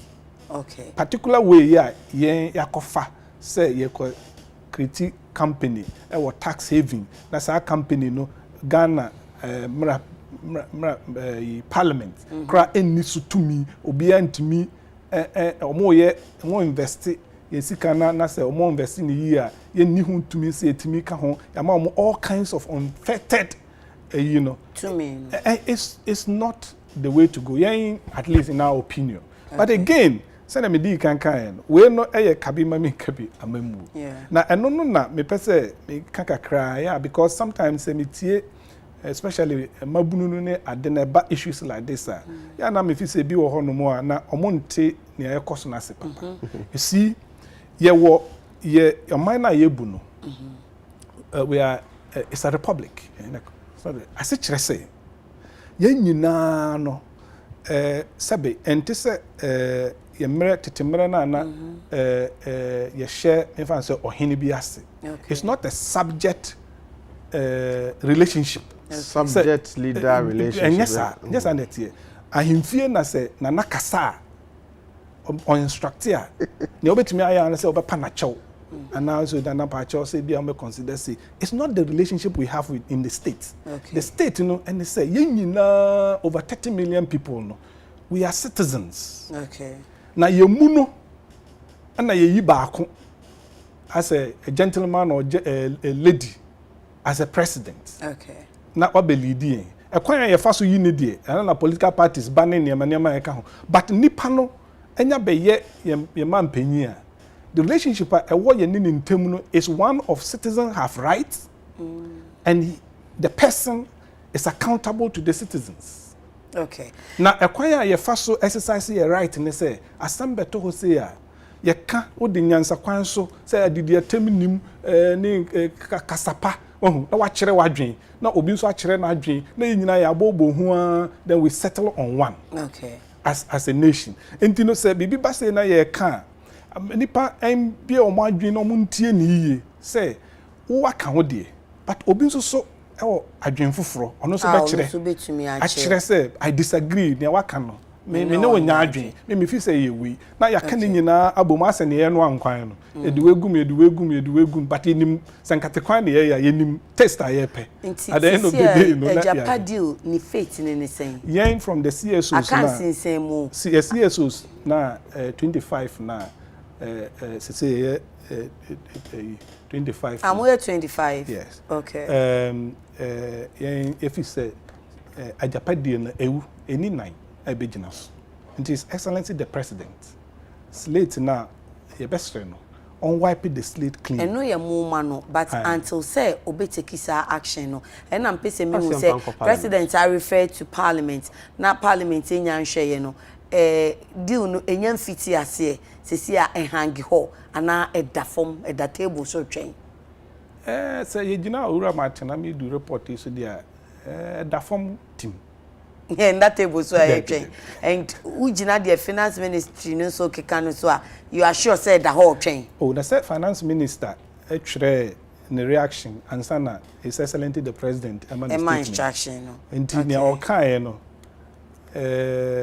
senka president ne ne adwen anka on twere se no twere. Okay. And ansem na okai ne bi o honom so a yen ne nya adwen but em say ya pa ho they are dealing with the because on only tray and sana Excellency the President actually the President statement you would want to stick to this one into my press conference na we actually no see our next step and say more train say President Betemon can now say you go a step further say Mr. President we are bringing you our statement that ebeya sign biem now directive no and yenya say okay ade no ewu mi gina me mudie so say mon train vehicle no baby I share do be let it be there after everything when the heat dies down we'll get back to it. Oh say person kasa kire nyankopon e dey na we meet you o kasa gum from okay enti ya kire ya adwen but ade ne wo mu ni say e ya adwen pa na ye bebo bibia akasa wo ho so adwen say esre amanfo say e ba ya agudi a ya ade a betimi aboayin but ya nhwe ne yesu so a betimi adi enya enti no say asem no ebeto ho bibi say obi amfa na adwen emra na nyina ye mpe ekwan pa ye betimi adi agudie no afaso because on my Ghana de na nke frey sika mpoano. Sika koko ana sika mpoano. Okay. Sika oko mpoano Gold Coast. Enti no ese agudie no ho ba mfaso ema obibia. I see. Prof, me Musa said special prosecutor no not our problem with tax saving there no said there CS no more problem no ana. And then they be mo say Muama kaso a assessment when you one year investigation. Nti oti say bi mo ka deputy minister of finance finance minister no mo obubo omudi wo mu say they ought to have known and in fact they knew. And so man there so mo ye no it's a sanction kwa assessment mo no what have we lost? Why do we call for sanction for them? Oh, me say near Oye no one of his preventive function in the fight against corruption. Okay. And you know, I won't say what is SKB, which is SKB there, and then for the Omuchama African Legal Associates. Yeah, which is SKB there. So African Legal Associates. I'm so much here. Prof, what do you call it? Say I was shada until okay, kako hono. Oh, sir. Hey, video. I'm just looking at the report. Oh, Dr. Steve Batia. Adi near Mature say what he did was just activating his preventive function. Okay. To make sure say baby adia ekokono be or how be beba into wakana asem. Me my dream no sanya made in kan kadeda no CSOs for ni na say answer me come home so mu na say I don't know any nine say gina so to ntwene me so me madwen me nkwa madwen ne say ye beto atwene mpo a mu kakra visa yenhwe ne waka no ne waka no yenhwe mu yie president ya ko parliament nti parliament enhwe ne waka no ba say ye to atwene dia ye bi ansa na obeto atwene no ansa na obeto atwene sa me di nkaka ye won krofo bi wo ho a omofo say waka nanso anka omonso nya akwan anka nsem na okan na bi achiachia kakra nye saa na okan se ne okan nte saa nti nye mo omoso kwan na parliament bi omohwe si parliament yes okan omohwe mu 24 hours but parliament mbra ma omo kwan se omo be engage experts in reviewing some of these things. So let parliament also engage experts and activate its relevant committees in looking at near Martin Amidu Aka, near Finance Minister Kai, and the directives of President Tama. Omusheni na we na SSA or motochenia, and then not just say I exhaust all the available options. You know, na say better training.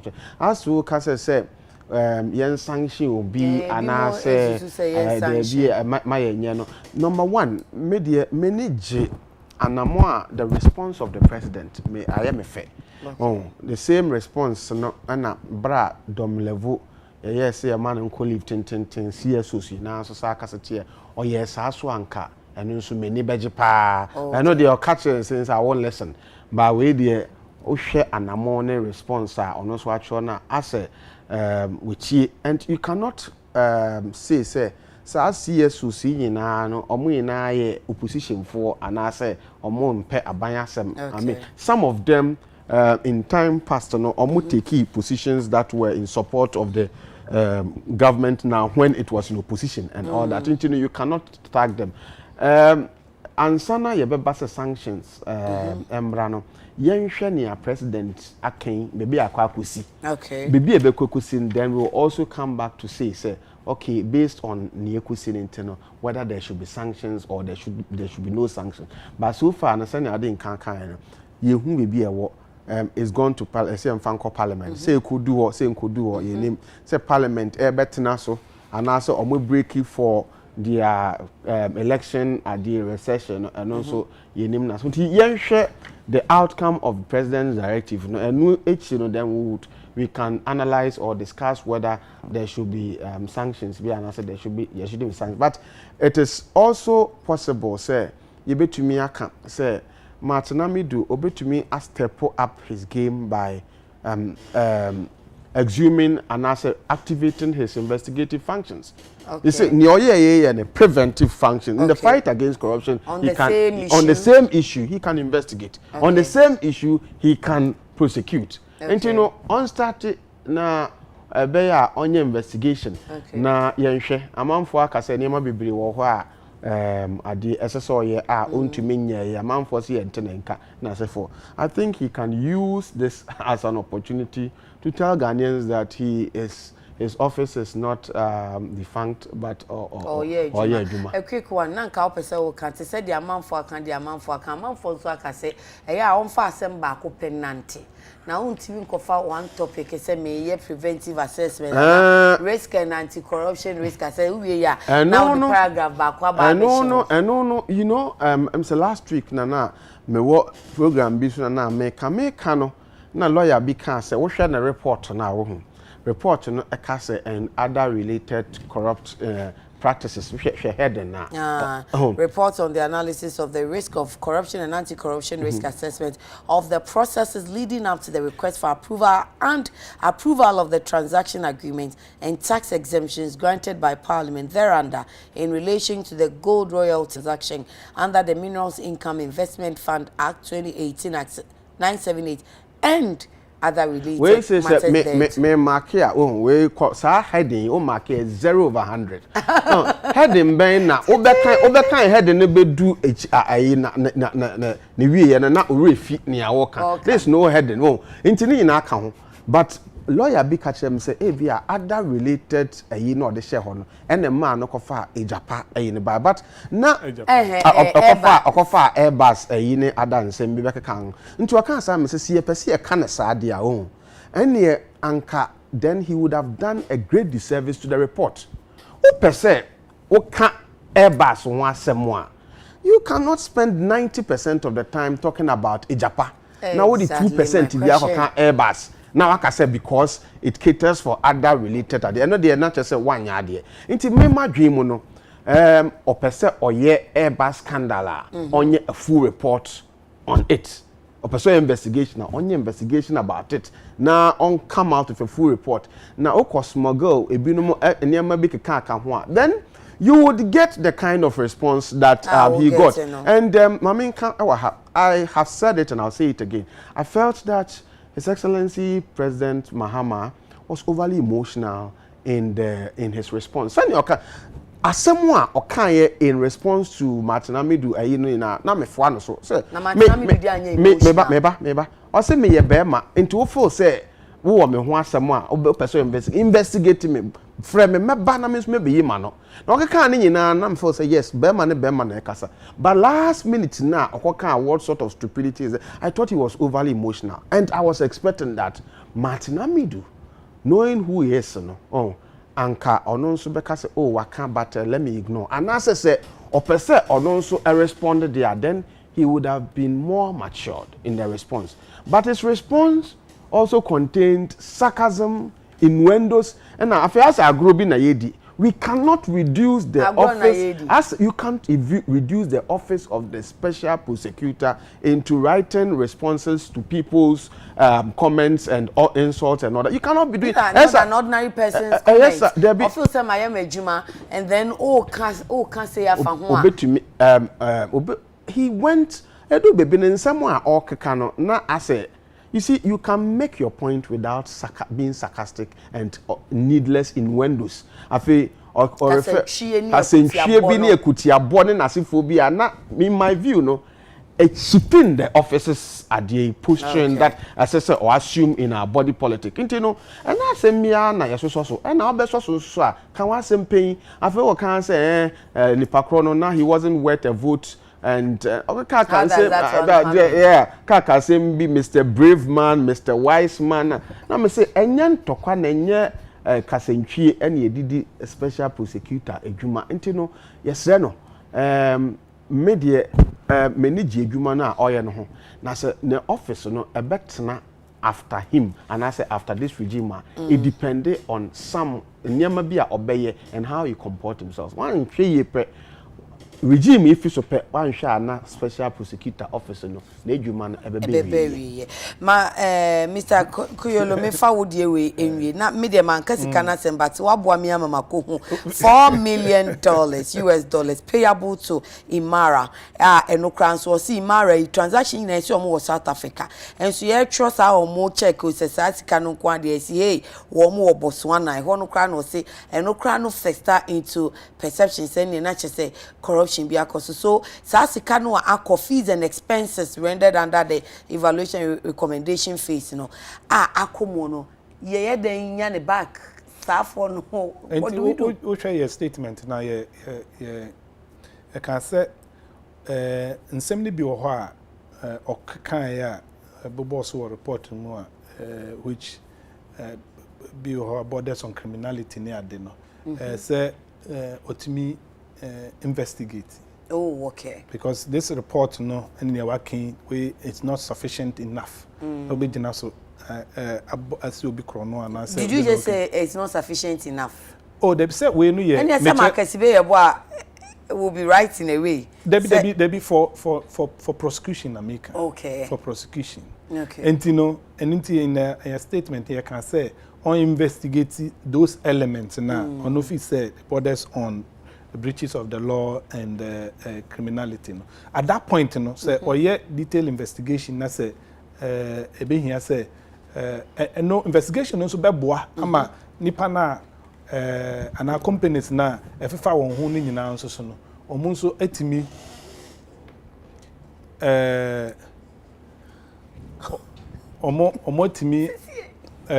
omo timi ayeyi omo atimi ayu omo ho ano okay omo timi ayu omo ho ano na say obi eye ne anya na de na famra kwan so enti yen that's the recommendation here no say ojana trasa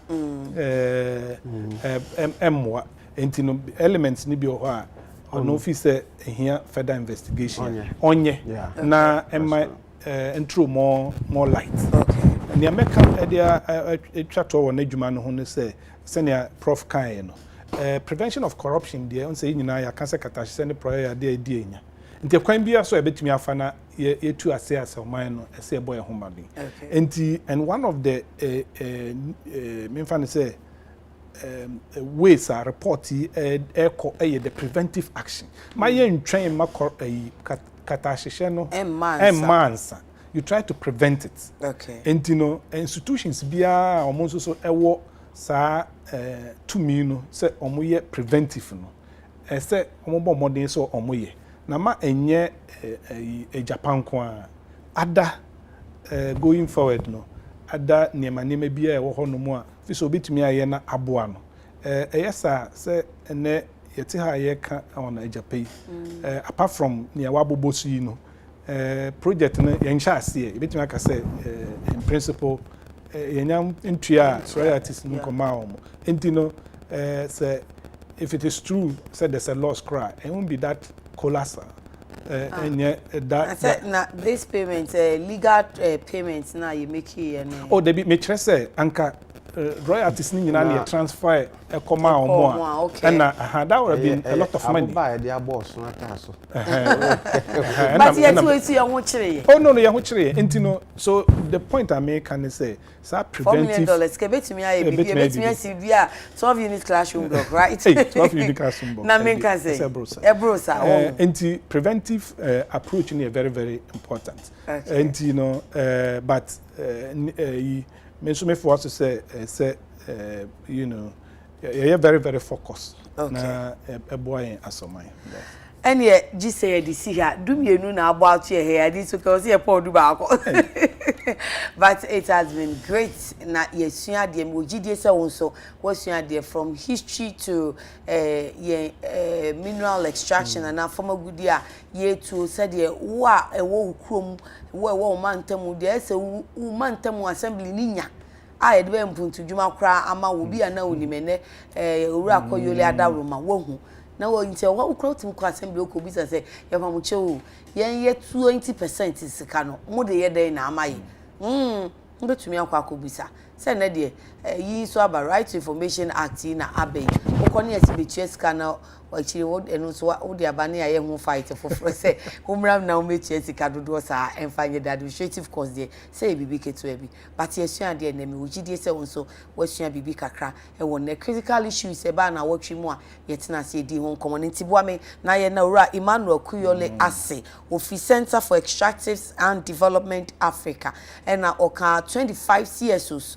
a wo mu ese niema ekoso we japade onimu no sesi aidie omanya woye nimu aka che ese sese yegu no ne ensan hyase foforo na da bia omo ya no mo de caveat ato so mo kan se enye se ye benya bibi etisa eye na nso de ye bia no ye mamu na ho na esomra nchirimra mfaso ye wo mfanto ho ho eno ne fango no se de ye timi anya oil management revenue act na ye nya piak wo mo hwe se de mra ne kan ne de adwuma no ye nye same emfa emma ye former goodies ka okọ ne nuanu mu aka eno nso ye to no enti agya Kuyole ye da sepa no pe eni awie na Professor Ransford Jampo political science lecturer or University of Ghana Department of Political Science ono so ne yesua na ye ba ne de mu pa enye ode ekọ history ntiwe no na unhia so obekọ law school akosua kotena constitutional class ana so obekọ history class do obehia ne daache but waboa ye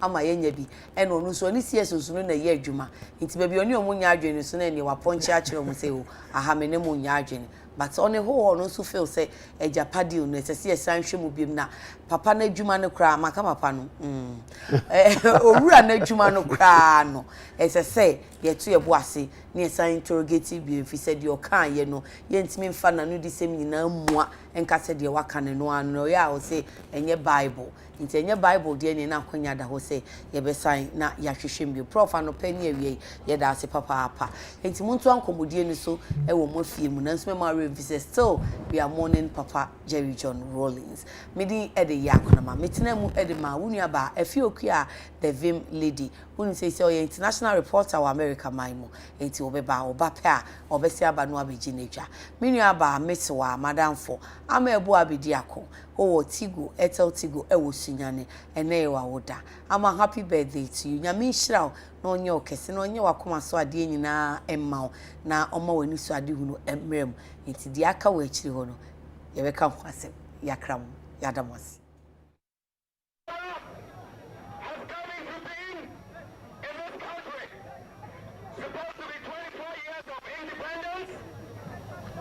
without the true economic power lying in the hands of the people of this country.